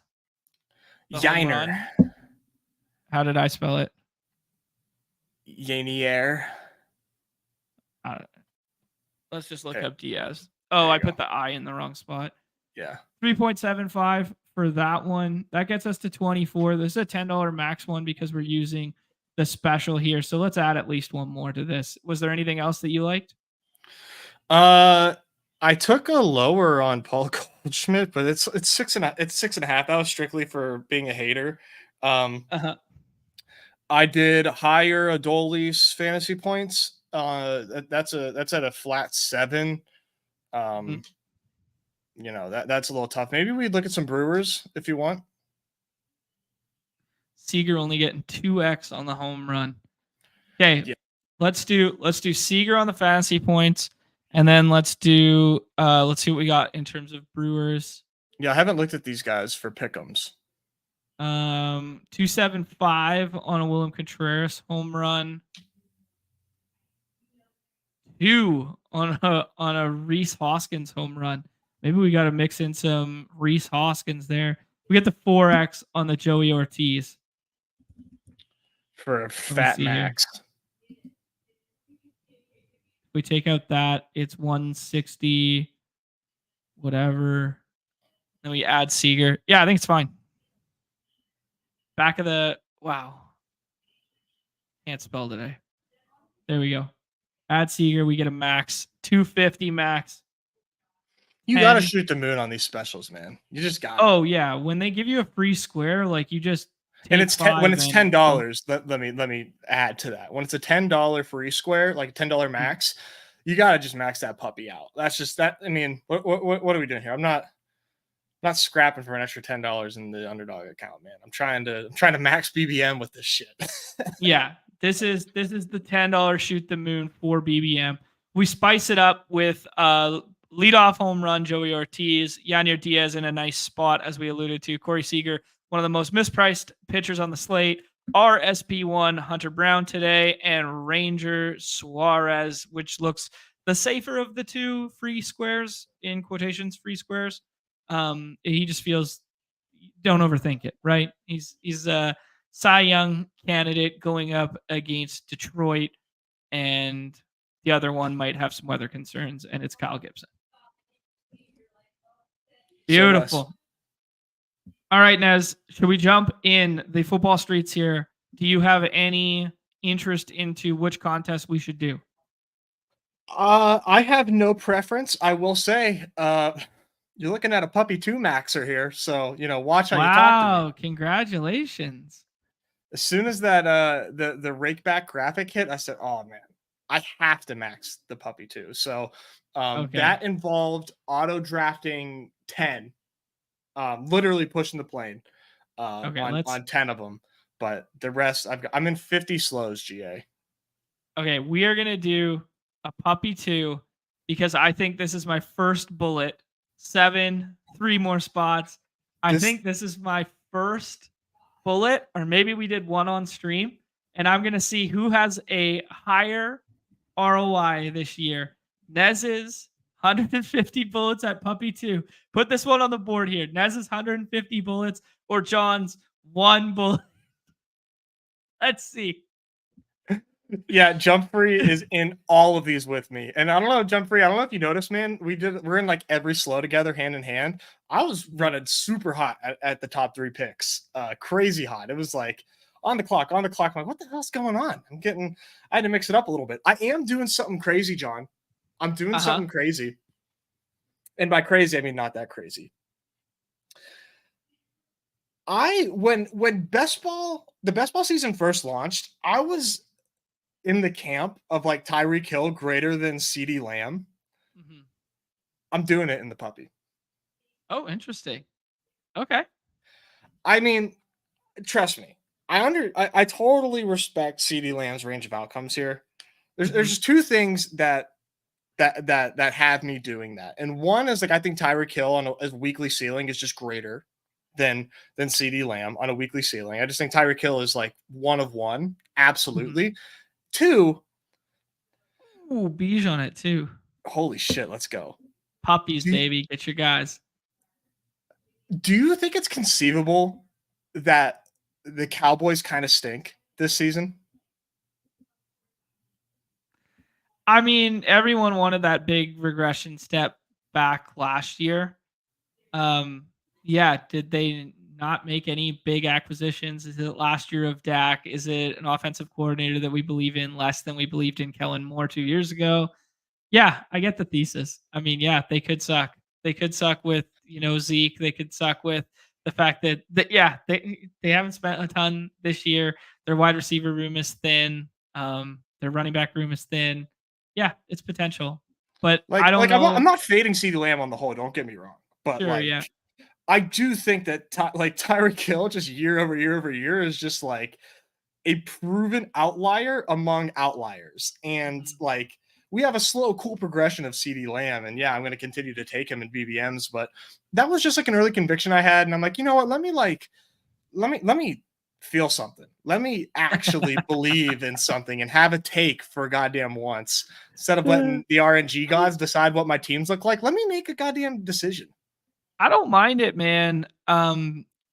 If you're I think there's 2 things here. Sure. I think the Cowboys could suck, and it's actually a good thing for Dak and CD from a fantasy standpoint. So I think there's that argument. And then I think the other thing is in a time box contest, having an isolated take, probably a pretty cool, fun thing comparative to the entirety of a portfolio. Sure. Puka for me, Nez, or anyone else? No, let's go Puka. Okay, cool. I did see someone, I can't remember who it was this morning on Twitter with a nice little GM of the Puka plus Marvin Harrison start, which I hadn't seen much of or noticed much of. That's very fun. For that week 17 correlation. Yeah, always very fun when you can get that. No, I totally understand that, like, out of like one side of my mouth, there's what I'm saying about CD, and then on the other side, it's, hey, there's nobody else but CeeDee Lamb. He's going to get like the like Antonio Brown treatment of old, where he's just like getting peppered with targets, and it's just like it's just something not to overthink, which I'm like planning on. I'm going to take CeeDee Lamb at 102 in BBM every time.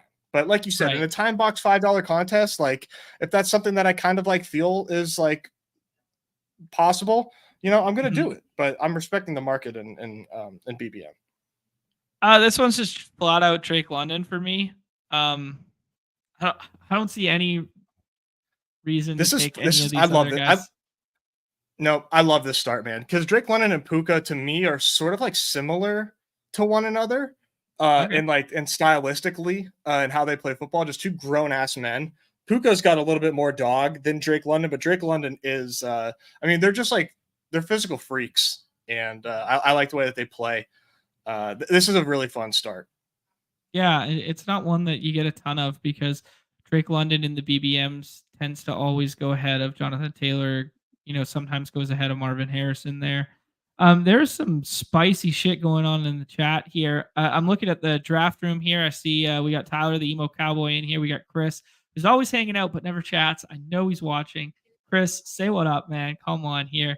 John Carlson saying he's in the overflow here. My eyes deceive me here because every time I look at this, I assumed it was so it's a C in.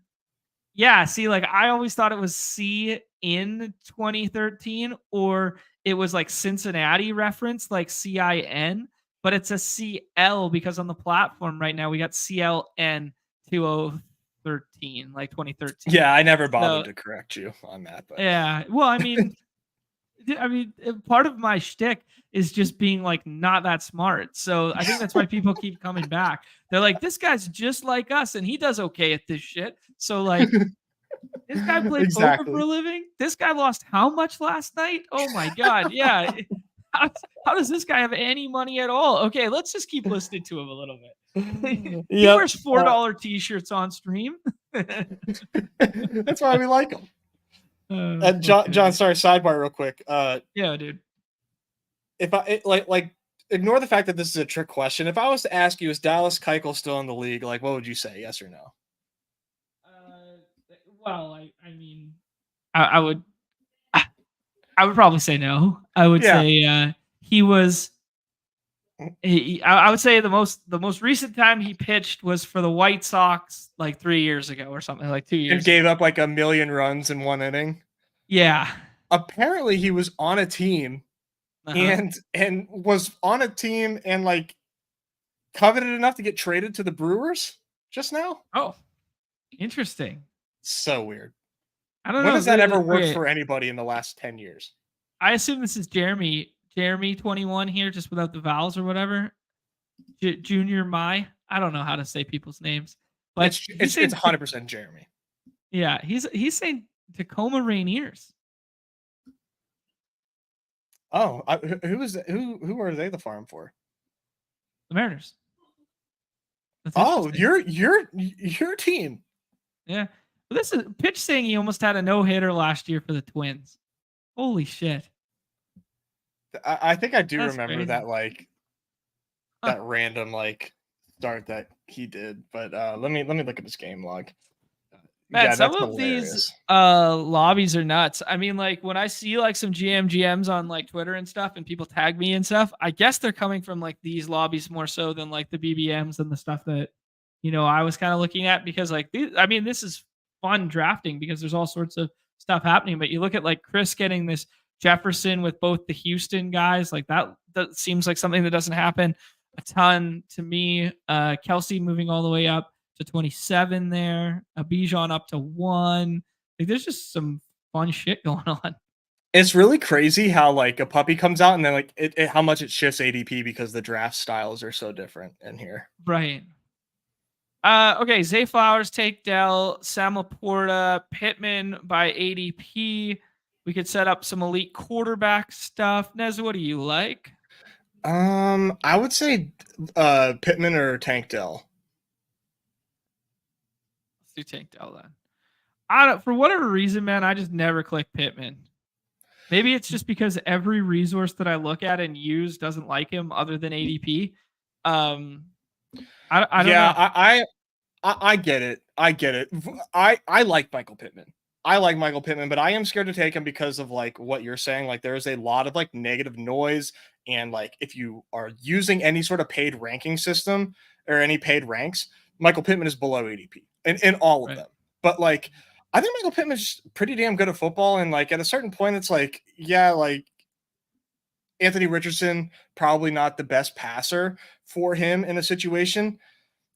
Dude, he's just really good. I mean, 144 targets in 2022. He had Minshew last year, but 150 targets last year for 1,100 yards. I don't know, man. I think he's just a grown-ass man and good at football. It's hard for me to take Zay Flowers over Pittman, to be quite honest. All right. Do you want to take him here then? Yeah, we can probably set up AR. Sure, but these lobbies are nuts and lawless, so take that with a grain of salt. Yeah. Yeah, Corey saying, what if Flacco to Pittman in week 16 is what you need? I love that. GA suggesting no AR for John. We're going to do a little bit of exposure talk tomorrow, I think, with Pete. I don't have, a ton volume because I do the majority of it on stream and then mix in like a couple casual ones here and there in the evening. So I think I have like 70 something drafts total right now, and majority of them are BBM. And yeah, I am pretty effing flat at the quarterback position, and it's kind of by design. And AR, as much as I see the ceiling and I love it, when I've done it, I haven't done it with Pittman. I've done it with back stack stuff. I've done it with single stack stuff. Yeah. Speaking of being flat, for leg up subs, you can look at your Jacquard similarity score that like Sack has wrote about so much over there. I can look at it now. I couldn't look at it before because I didn't 150 BBM, but I uploaded my 2023 exposures and looked at my score. Yeah. It was like 97th percentile as far as like the how a lot of red on my graphic, which essentially means I think that I didn't like overlap a lot of combos. I did a good job of making my combo. Yeah, whatever. I mean, like I didn't win any money, up, bro. I won Sklansky bucks or something. I guess bucks, baby. Yeah, like, you're a printing press. Yeah. How about it? So I was like, yeah, that kind of checks out. I mean, I was definitely pretty flat. I mean, I had like 25% as my top exposure. I did take some stands, but yeah, I'm not. I don't know, man. I keep trying to figure out like what I'm doing, what I'm doing wrong. Am I doing anything wrong? It's we just don't know, Nez. We just don't know. It's going to be very interesting, like learning process, because I also think we talk about like all these concepts and we talk about all this stuff on this like macro hierarchical manner in which it applies to like all contests, and it doesn't. BBM is you're a right. completely different beast than like some of these other contests. The time box ones are completely different. There's definitely optimal strategies for each varying one and associated with how competitive or how good, let's say, your opponent player pool is and stuff. Like it's really turning into like what poker is in terms of like, playing at micro stakes versus playing at high stakes, and everything in between, and knowing what you have to do versus certain opponents in certain contests versus other opponents in other contests. There, one being exploitative is good, one being balanced is good. And then at the end of the day, you just look each other in the eye and you just say, fucking play the best plays, man. It's just like, wait a second. Yeah, you're 100% right. And I am consuming a lot of content, doing a lot of drafts to the point where I needed to like take a big deep breath and a step back this morning, because I was multi-tabling so many puppies, trying to like get all of these puppies in before it closed.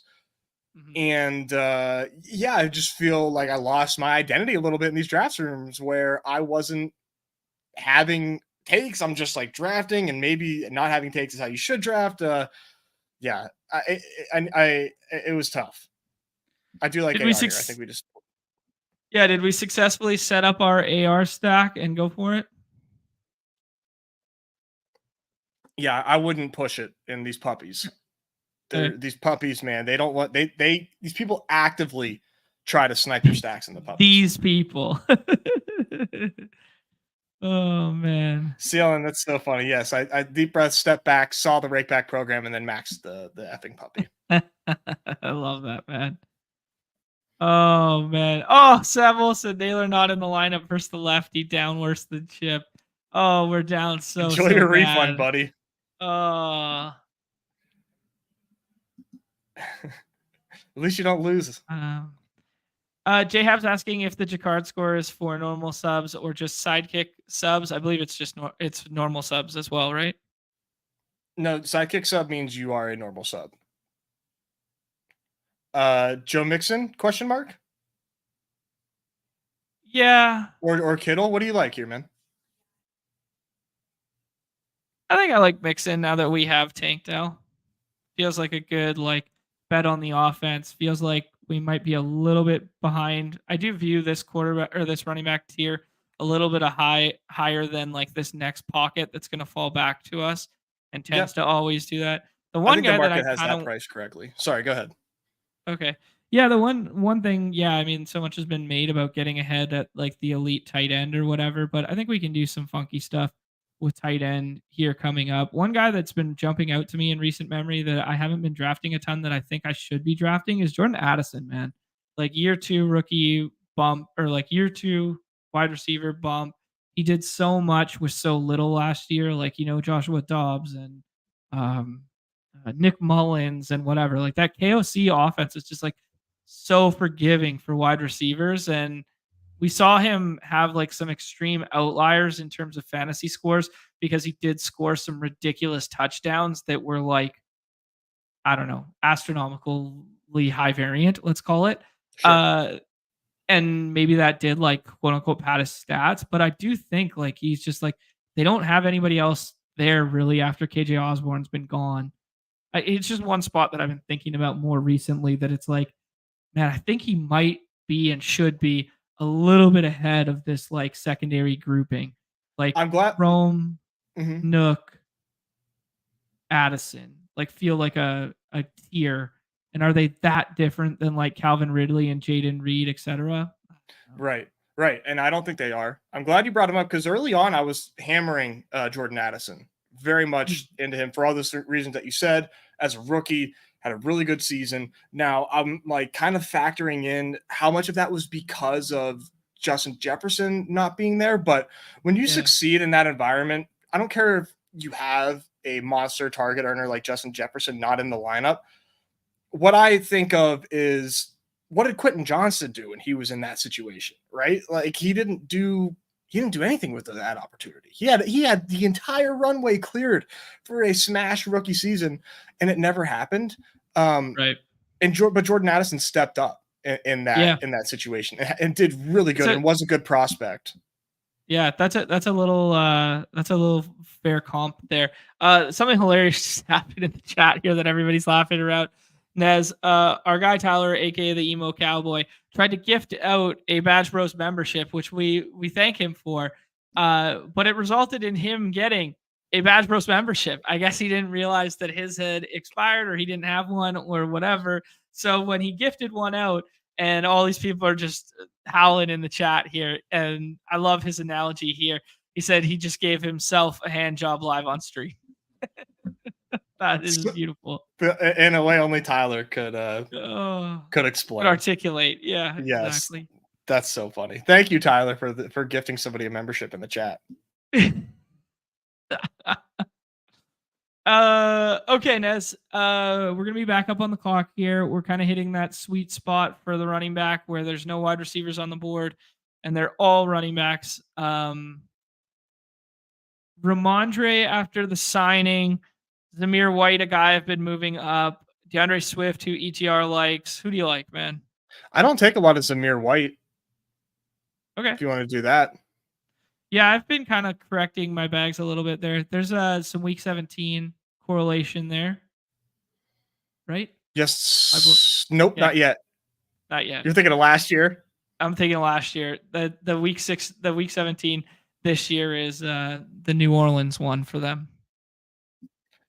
Yep, yeah, the Derek Carr revenge game. But yeah, it's so funny. How disgustingly sick are we that we still remember the week 17 games from last year? Yeah, right. And it just kind of fogs the mind. Unbelievable. Let that be a live endorsement for using some form of overlay or caddy. What do you think, Nez? Do we reach down to some of these wide receivers here, or do you take another running back? What do you like?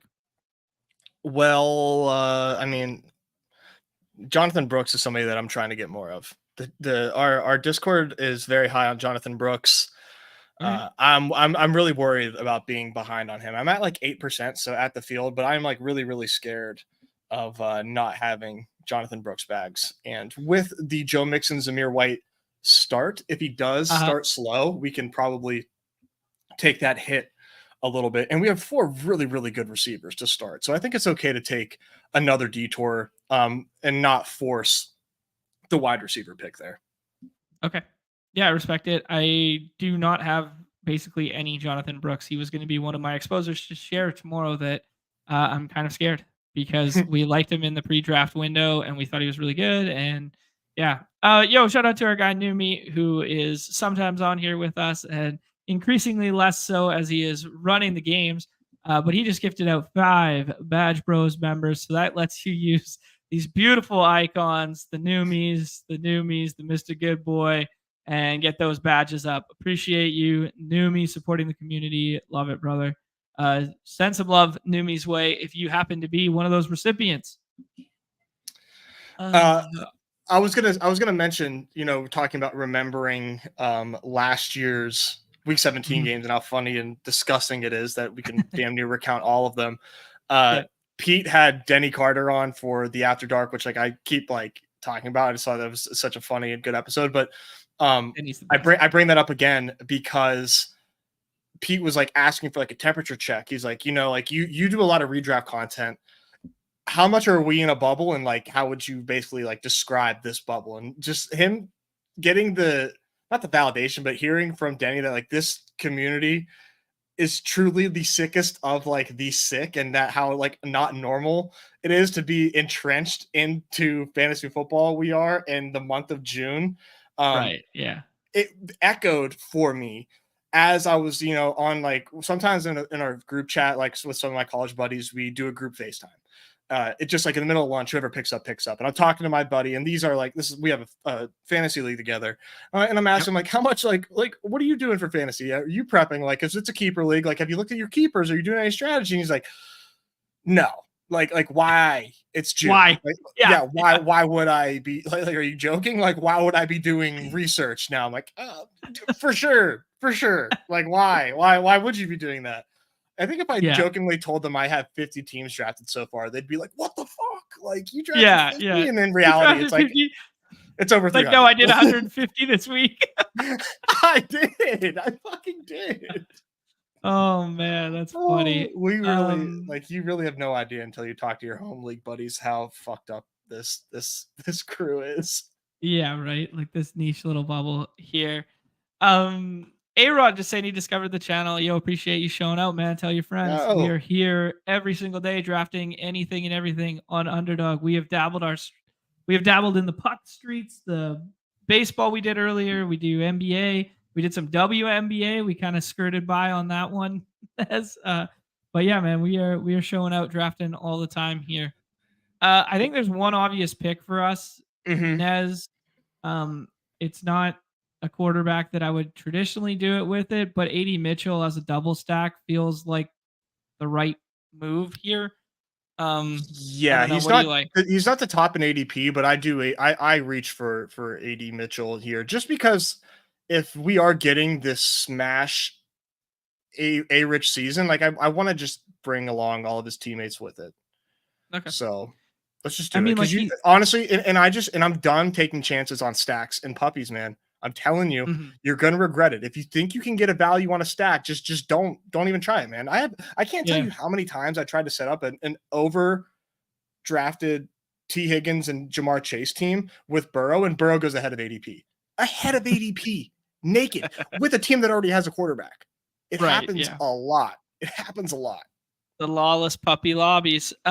Chris was able to do it, getting the CJ Stroud in the 6th round to fall back with his Diggs plus Nico Collins. That is kind of an anomaly in the puppy rooms. That being said, I think at least half this room is at least watching us right now, so maybe they're a little more versed than the standard puppy lobby. Hopefully. Who do you like, Ness? I do like Palmer, and I love these running backs. I think Palmer sets up Herbert, which I've been doing a lot. And you can't go wrong with any of these running backs here, other than Trey Benson. I think you got to go P. Roberts or Spears. Okay, let's do Palmer. We got 3 running backs already. It feels like a 5 running back team when you take 3 inside the top 100. Don't necessarily need to get the 4th here. The next pocket is kind of fine by me as well. And I do think we're pretty far behind. Maybe not pretty far behind, but we are potentially behind at wide receiver there. And I think we want to give ourselves some outs at stack another stack just in case, Stafford plus A Rich or Kirk Cousins plus London isn't there for us. We can then go the Herbert route. Yeah, we're gonna be good. I mean, it's so funny to think with six. How many wide receivers do we have? 6 through 12 rounds? Or is Yeah, it, now we do. Through 10 rounds, does that math make sense? I thought we had 10 rounds. We have 6 through 10. Yeah, and I think we might be behind. Like, right. And we started wide receiver. Yeah, we started 4 straight wide receivers. That's funny. Might be behind. Yeah. That's crazy. That's how fucking broken our brains are. Yeah. I did see a tweet this morning though, that said, "Can you name the structure of the BBM4 Champions team last year?" Well, now I can because I've recently looked at it. Right. Do you think you could have named it before that? No, I would have definitely forgot. Yeah. I mean, people are quick to forget. I'd like to attribute who sent this tweet out with some respect, but I was just doing the infinite scroll on my phone. But if you did tweet this out, say it in the chat and I'll give you some love here. But tweeted out the fact that like last year was a 3-6-6-3. And I don't see many people doing 3-6-6-3 ever. Do you know the RB1 on the team too? Aping into it. No, I have no idea. Alexander Madison. Fucking beautiful. 0 RB 3-6-6-3. And we're out here like nitpicking. Drafted in the middle of July. And we're out here giving a shit about anything. Yeah. Yeah. The BBM4 winner drafted Alexander Madison. Nothing matters. Eat RBs. 3-6-6-3. The chat's all over it. $3 million for selecting Alexander Madison. It's so weird that like Chip is not on Twitter, famously not on Twitter, but quotes all of these Twitter. Like that is a very niche Twitter. Like, do you know about the Nihilistic Arby's account? No. That is this very niche Twitter account that okay. Chip referenced there. How does and he's not on Twitter. Cap. Yeah. Cap. He's in the weeds somewhere. It's the funniest bit going. Yeah, that's burners. There you go. Yeah, here you go. Tyler said, "I'm balancing my exposure, so I fuck by a P. Ryan cut or Kareem Hunt signing because leverage." I mean, that's kind of how I felt last year with the Lenny Fournette too. I've been not overly intelligent about some of my late round targets the last couple of years in football. Just in terms of like liking Leonard Fournette, liking Will Fuller the year before that, liking, like some of these guys Handler? Or is that just no, that was just you, but I know the thesis feels the same. Nez, I feel like we landed another running back pocket here. I think this is Justin Herbert before the lad team does. Okay. Justin Herbert's worth more to you than like Kirk Cousins or Staff? Yeah. Okay. No overlapping buys. Herbert plus Anthony Richardson feels like a very nice floor ceiling combo, to be honest. You're right. It does feel safer than Stafford. It just feels like good principle. Yeah, it does. For sure. Yeah. I mean, we could go look back and be like, dude, what the fuck were we doing? Justin Herbert was like a first round pick in super flex last year. People were talking to him as a potential top 3 breakout quarterback, blah, blah, blah. And it's like, yeah, sure, the pieces changed. Sure, the coaching staff changed, but it's like people are still viewing him as like the savior of this franchise. And now all of a sudden we get him as like quarterback 17. Sometimes we get him as quarterback 20 over and over again. That could be one of those ones where we just like roll back the tape in 6 months and we go, yeah, of course he can fucking sling it. It's all he's ever done. Like, it's just one of those like talent over situation type things for me, which like obviously like situation matters, context matters, but Justin Herbert is like a top 5 QB in football. So let's just get him cheap as hell. Yeah, like he's just like a real life player. Okay. Running back correlation for week 17 isn't the greatest in the world, but it's not terrible. If you want to go the Kendre Miller route here, for that one, we could do Sharps, who we just seem to click on, or we could do like Gabe Davis or Polk. I guess Sharps if you don't want Zeke. You like Sharps more than Kendre Miller?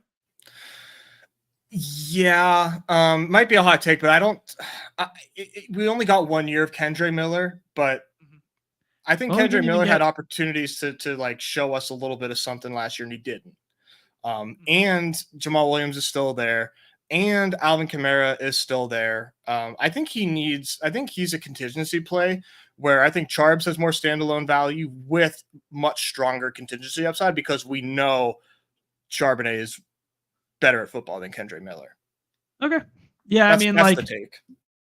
Yeah, I think the contingent upside of like Kendre Miller, if everything breaks, or maybe like let me say it like this. The ceiling case of Kendre Miller might be higher than Sharps without injury.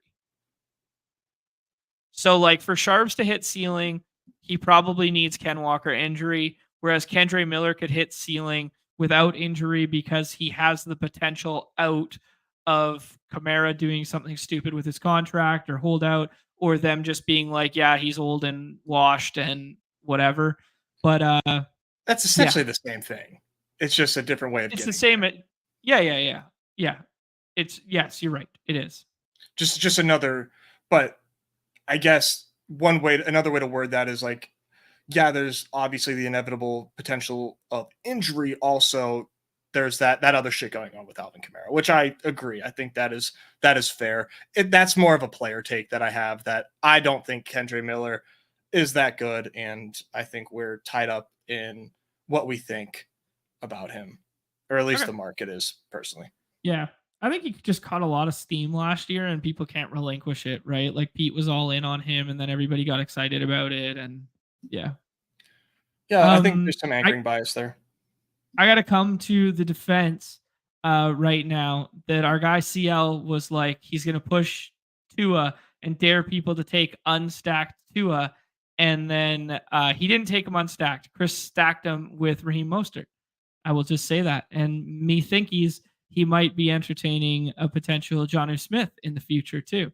So I will just say that one seemed okay to me. Yeah, I love Jonnu. And Chip's right. Yeah, Kendre was hurt all of the preseason, or really early. He was hurt in the preseason and then was on the PUP to start the year there. So like we didn't actually see it.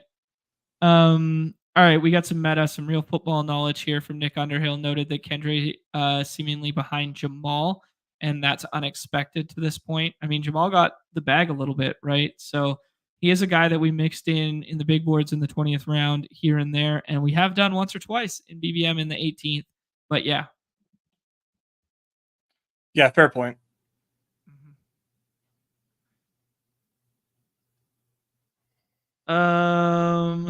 What's Eric got for us here? He's talking about Sharps. Sharps more entrenched as RB2 than Kendre, who barely played last year. Yep. I definitely agree with that. Yeah, I was definitely forgot about the injuries for Kendre. Definitely got to take that into account. It's funny that Meatwad said that he had a team that made the playoffs last year with A-Rich and Herbert, and then, which is pretty impressive because A-Rich was basically hurt from week 5 onward or whatever it was, and then he just had to eat zeros in week 15 with like a really solid quarterback room that still got through. That really killed my advanced race. He was my highest drafted quarterback, Anthony Richardson. Which one? Richard? Yeah. I think Crane was the same way too when we were comparing. Yeah, that was tough. Nez, we got no tight ends. So this does feel like a 3 tight end build. My mind instantly goes to like the third one being a stacked one. So it would be like something like Hayden Hurst or Will Dissly, or for me, it's Hayden Hurst over that contingency right now. But yeah, are you thinking similarly here that we're done at quarterback? That'll probably be okay. Are you thinking 5 or 6 running backs with Mixon, White, Brooks, and Sharps? Depends on who is the fifth. Okay. Potentially checks out. 5. Okay. And as far as the tight end goes, if we get Hunter Henry back, I would consider that quote unquote correlated for the Chargers. And just because I just Yeah, good don't point. think that these tight ends for those teams are worth forcing, you might be able to push Henry. And we could do Antonio Gibson for correlation. You could do Ray Davis for potentially being a touchdown getter there. Or if you like Algier, you could do Algier. But I would probably, Algier plus Drake London. yeah, let's do it. I kind of like making like a little bit of an Atlanta bet there, and then you get a little bit leverage off like some of those Bijan teams. Not that there's a ton of like London plus Bijan, but you just get a little bit of leverage off of another early round pick if It is, yeah. Algier happens to be the touchdown scorer in week 16 instead of Bijan or whatever. No doubt. Well, after we make this pick, I do want to have a battle royale conversation with you, just something to flesh out as it relates to how the games have changed this summer. Okay, all right, I'm here for it. Ooh, there goes. I will entertain all of them. Jelani Woods season. I took him a couple times with my Anthony Richardson teams. Okay. Could be another potential stack for us. I'd rather double stack each quarterback opposed to triple stacking one. Hunter Henry goes there. I think it's fine. We could add a 6th running back and do the Antonio Gibson thing as you were alluding to. Might not be necessary. Mario Douglas does the same thing for us, or we could take Hawkinson, who seems like a tight end 1 if he happens to be healthy. This is a decent price for Hawkinson, $159. Let's do it. I mean, like, if you're gonna punt tight end and everybody's making like these elite tight end builds, why not do a 3 tight end build with Hawk? Yeah, why not? Right? This is a nice price. I have atoned for my 120 sins. I have not taken him in a long time. I did just recently take him, I think, actually, because he fell to this spot again. This is where it feels better for me. Okay, is there a tight end who has a higher ceiling that goes after round 6 or round 7? Let's call it like that. Evan Ingram, Kyle Pitts, and George Kittle. Maybe Ferg in this current. Maybe Ferg. But he goes pretty early. He's like a top 80 pick, I think. Something like that. Maybe Ferguson, but after that, man, I don't think so. Yeah. Tyler suggesting Jonnu, maybe. I love Jonnu. Brock Bowers. Brock Bowers is a good one. But Brock Bowers is 6 rounds earlier. Yep. Fryermuth. I don't know. I mean, personally. Ouch. Ben Sinnott, the fullback. There you go. Well. Chig as a favorite late round tight end. I mean, Chig is one of my highest drafted players. Yeah, ETR likes him, and everybody loves his athletic profile, and they love the fact that they're going to presumably, from everything they've said, Coach Speak, they want to throw the ball, and everything they've done, actual real life monetary value spent has been offensively, focused. Yeah. So Battle Royale, real quick. Do you think, and I know that there's much more casual player pool in the NFL, so I don't think it would work quite as well, but do you think $10 for an NFL main BR could be the move? Yeah, 100%. I think anything that lets, I've been a proponent of this since day one. Anything that lets me draft less and get the same amount of money down, I'm in favor of. Am I an anomaly? I think that's what we're moving some towards. Respects? Maybe. But like the time commitment associated with drafting, especially in sports where correlation matters so much, i.e. baseball, i.e. football, blah, blah, blah, it makes me really want to see, I don't know. Last year, like they did a great job of having like a million different contests and a variety of contests. I would rather see just like one high-priced battle royale, 50 max, $20, $15, $10, like something like that. Yeah, I don't know. It's interesting. No, I totally agree with you. I think you could probably do a $50K entrant main slate at $10 a price, at $10 a draft for that $50K to first prize pool. And you are going to hurt some of the casuals that want to play that. And like, maybe that's offsetting and it doesn't reward quite as much. But what you hear from other people with money that play fantasy and what is like a barrier to entry is the time it takes to draft. Well, like you said, if you increase that bang for the buck, like I just think baseball is like a really good test case for I agree with you. Making the game bigger. I think it's a really good test case for it, because if you build it, they will come, and people are flocking to $10. I don't know. Like, man. I would rather draft 10 teams for $10 than draft 20 for $5. Like on a nightly basis. 100%. Like 100% of the time. Right. 100%. And if that keeps the prize pools the same size, I'm all for it. There's some good stuff going on in the chat, which I will address in 1 second here. We got to make some picks. A Baker bring back off of some of the. No more QBs. Sorry. This. On Baker. Hey man, with you, I have to like. Should we just set up a Baker double in the last round here, Nez? I love Javon Baker. Let's do it. All right, it's gonna be interesting to see who kind of emerges between that New England pass corp. I mean, it could be fucking no one. But if Drake May starts early and they play above their team totals and that sort of thing, because they do have some of the lowest implied team totals out of any team in the NFL right now. It's just interesting because like Demario Douglas flashed at times last year. I vividly remember the 2 touchdown week game that allowed Crutches to get his dog bowl seat where he had like 1,000,000% of him in the dog bowl that week. I thought it was such an alpha flex. Wait, Demario Douglas? Yeah. Last year? I don't think he scored a touchdown last year.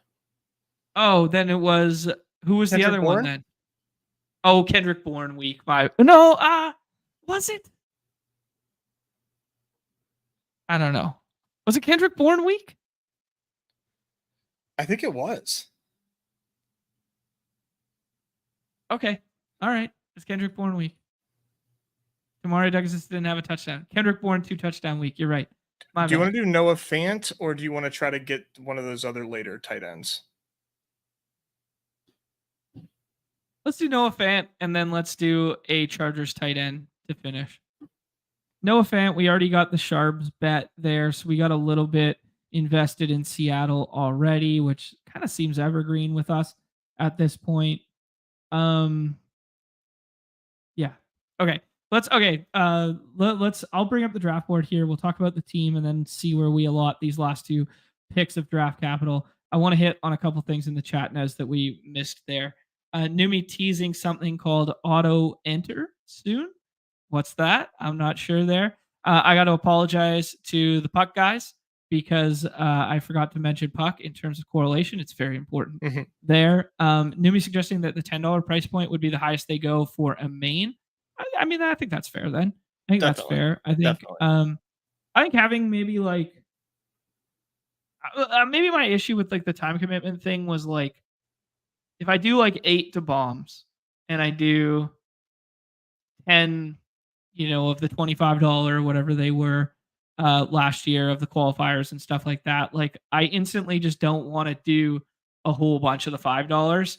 And maybe that's just a me thing, but like 50 is kind of where I like tap out. Some last year I did get to like 75, 100 a couple times over the course of the week, but I do think there is fatigue in drafting the same player pool over and over and over again, because even though we're dealing with like 8-9 game slates or whatever, I mean, the first 3 rounds are basically the exact same over and over again. Is it not? Like it's no, the same it players. Is. There's right. No, you're 100%. It's fun. I draft a lot, but it is a barrier to volume potentially because of the fatigue that the field might feel. I think that is a very valid that's a valid thing, and I guess that's why those other contests exist. Like if you're somebody that is heavily affected by that, then the bomb is right there for you, and the main is the main for the rest of the people. So this is good though. I mean, like this is why it's a customer acquisition tool. So like so that they don't want to turn off the casuals. I 100% agree with that. Like you don't want to jump on a platform for the very first time ever and be like, what the fuck? I can't even draft anything. If I want to do my first draft ever, it's $25. Like F that, right? Like that's why they have the $5 price point to $3, the whatever. I just think I like the balance of 310 more than like 5.7 or 5.55 across the board. So I do think we're trending in the right direction with like 3 being like the entry level price point and being like the smaller field contest, and then 10 being like the main structure, and then a little bit smaller in terms of max enters. I don't know. It'd be very interesting to see what we can do football wise for the dailies. I think I might disagree on the draft games being an acquisition tool. Oh, you think that the acquisition tool like that's kind of gone? When you see a commercial for Underdog on ESPN, they're not talking about have fun in the battle royale draft streets. Yeah, that's fair. That's not what they advertise. This is like for us, and we turn like not us specifically, but the games getting as big as they were, I don't think maybe it was foreseen. I don't know that they foresaw the games getting as big as they are at this moment in time. Mm-hmm. Yeah, interesting. I mean, I don't get the commercials, so I don't really know what they're directly advertising, even though I made all the memes in the world out of the first commercial. I love that so much. I'm gonna bring that back, Nez. I stopped doing that with the GMs. The original GMs were just all the commercials. I'm bringing back the commercial bit now. Oh shit, we're back on the clock here, Nez. Jelani Woods went on the other side of the board there, so takes away that stack option. I think Hayden Hurst just feels right on this team, and then we can debate who the other pick is going to be. Yeah, go ahead. I do worry about Hurst's concussions, but yeah, fair enough. I mean, absolutely. I mean, we're talking about a dude who scores like 30 fantasy points a year. Let's just hope that he can score them, score a couple touchdowns this year. That might be a little Galbrainy, I guess. We have 1.5 tight ends on this team. Yeah. Should we add a fourth? Who's available at tight end? Because like I think this is live for 4 tight ends. I'm not even kidding. I don't think I'll ever do 4 tight end, but Gesicki, not with these. Gesicki, Dawson Knox, Michael Mayer has a little bit of ceiling at least. Tucker Kraft. The thesis for this back from the pack. The thesis for this team is officially Hawk returns like sooner than people think. Yeah, I mean, like maybe we just make Hawk our tight end Tua. Snuck that one in there, dude. You didn't even appreciate it. That the life cycle of memes is just like too fast. It's like a dragonfly. It's here and it's gone. pick a fucking wide receiver. Slayton for the run back, baby. Slayton for the run back, the easiest click of the night. You like Slayton more than Jalen Hyatt? Yeah, because Hyatt's never scored a touchdown in his life. Okay. We are well, I mean, for a team that has never had touchdown scorers, we were doing good. We could have had some more never touchdown scorers. We could have done Demario Douglas on there. Oh man. Yeah, we could have had a couple on there. All right, guys, what do you think about this one? Nez, a 2-5-8-3. Anthony Richardson, Justin Herbert, Joe Mixon, Zamir White, Jonathan Brooks, Zach Charbonnet, Tyler Algier, Puka, London, Dell. I guess nobody ever calls Tank Dell. Tank. That's way cooler. Tank. Pittman, AD Mitchell, Palmer, Baker, Slayton, Hawk, Tua tight end, Noah Fant, and Hayden Hurst. Hey, if you're not uncomfortable at one of your positions, you're doing it wrong. What if you're uncomfortable at 3?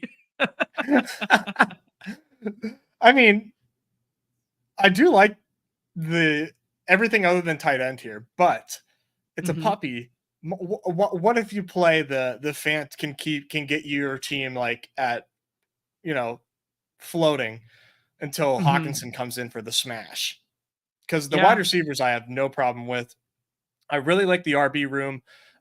Corain kind of talked about this recently on a pod where, like, you know, taking the hyper fragile style builds and applying it to this season's draft environment where you can get good starting running backs like later. So you Mhm. do like you're combining zero RB with hyper fragile. I feel like we kind of did that here with 5 RBs Okay. and the Yeah. RBs that we do have. And yeah, it's just Just hope and because pray. this pocket is cheaper than it's ever been before, kind of deal. Yep. And now you Yeah. can like combine a zero RB start and do hyper fragile. And it's like the first time you could have done this. I did it in a cardio club just yesterday while Oh I yeah. was drenching the stairmaster because I forgot my towel with You're that guy, huh? it was embarrassing. I wiped it down real good, I promise. But my fourth running back on that team was Antonio Gibson. Okay. Yeah, so he's like RB 52 or something like that. I'm sorry, dude. Brian Your fifth Thomas. one? My fourth was Brian Thomas. Brian Thomas. Can I third time's a charm here? Yeah. Brian Robinson Jr. Okay. was my So fourth RB. Jesus Christ. RB 34, 33, something like that as your fourth. And then you shut it down at 4 instead of 5? Correct. Nice. Yeah.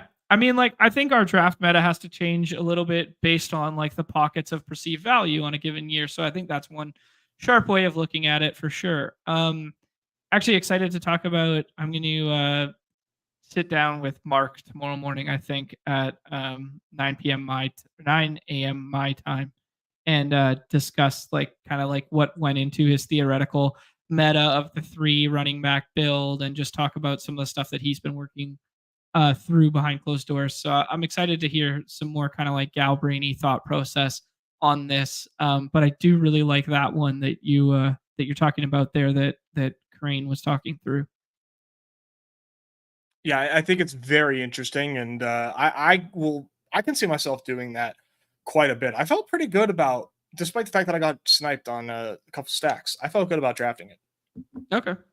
Man, I'm looking at this draft board right now, Nez, and I'm kind of like, I don't see where we would have got tight end. Like, just the way the draft board broke for us. Mhm. Um, I mean, maybe it could have been Laporta over Michael Pittman, but we were trying to set up that Anthony Richardson Pittman, something that we haven't done a ton of. Maybe we could have done the Kittle over Mixon here, but it didn't really correlate with anything that we had going.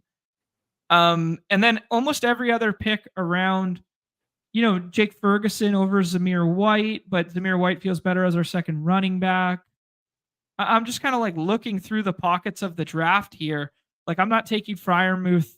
I mean, maybe you take Freiermuth here and then push Herbert, but we were fighting with the Ladd drafter, and the guy took Ladd decently early at 62 there. So I'm not sure we would have got Ladd or we would have got Justin Herbert past him. So the 2v2 would have been, basically not getting Herbert and then getting Kirk Cousins or Matthew Stafford instead as the stack. Is that worth it to kind of like sacrifice at tight end? I don't know. You're not wrong. Tight end felt kind of odd. I think we had like two, like the decision points that you pointed out were really the only times that we could have maybe flip flopped our decision Yeah. there. The other thing I'll point out is potentially where we went Javon Baker, getting like one of Chig or Jonnu, potentially, just because those are But two that I take a lot. They went in front of us. The board's Oh, going the did they? opposite way. I thought we did Baker. So You're right. we were gonna Yeah. get a tight end in theory at like 178 here, and they just went bang And bang then a bang run. 5 in a row, and then we kind of just got left with our what's in our hand, Hawk Tua.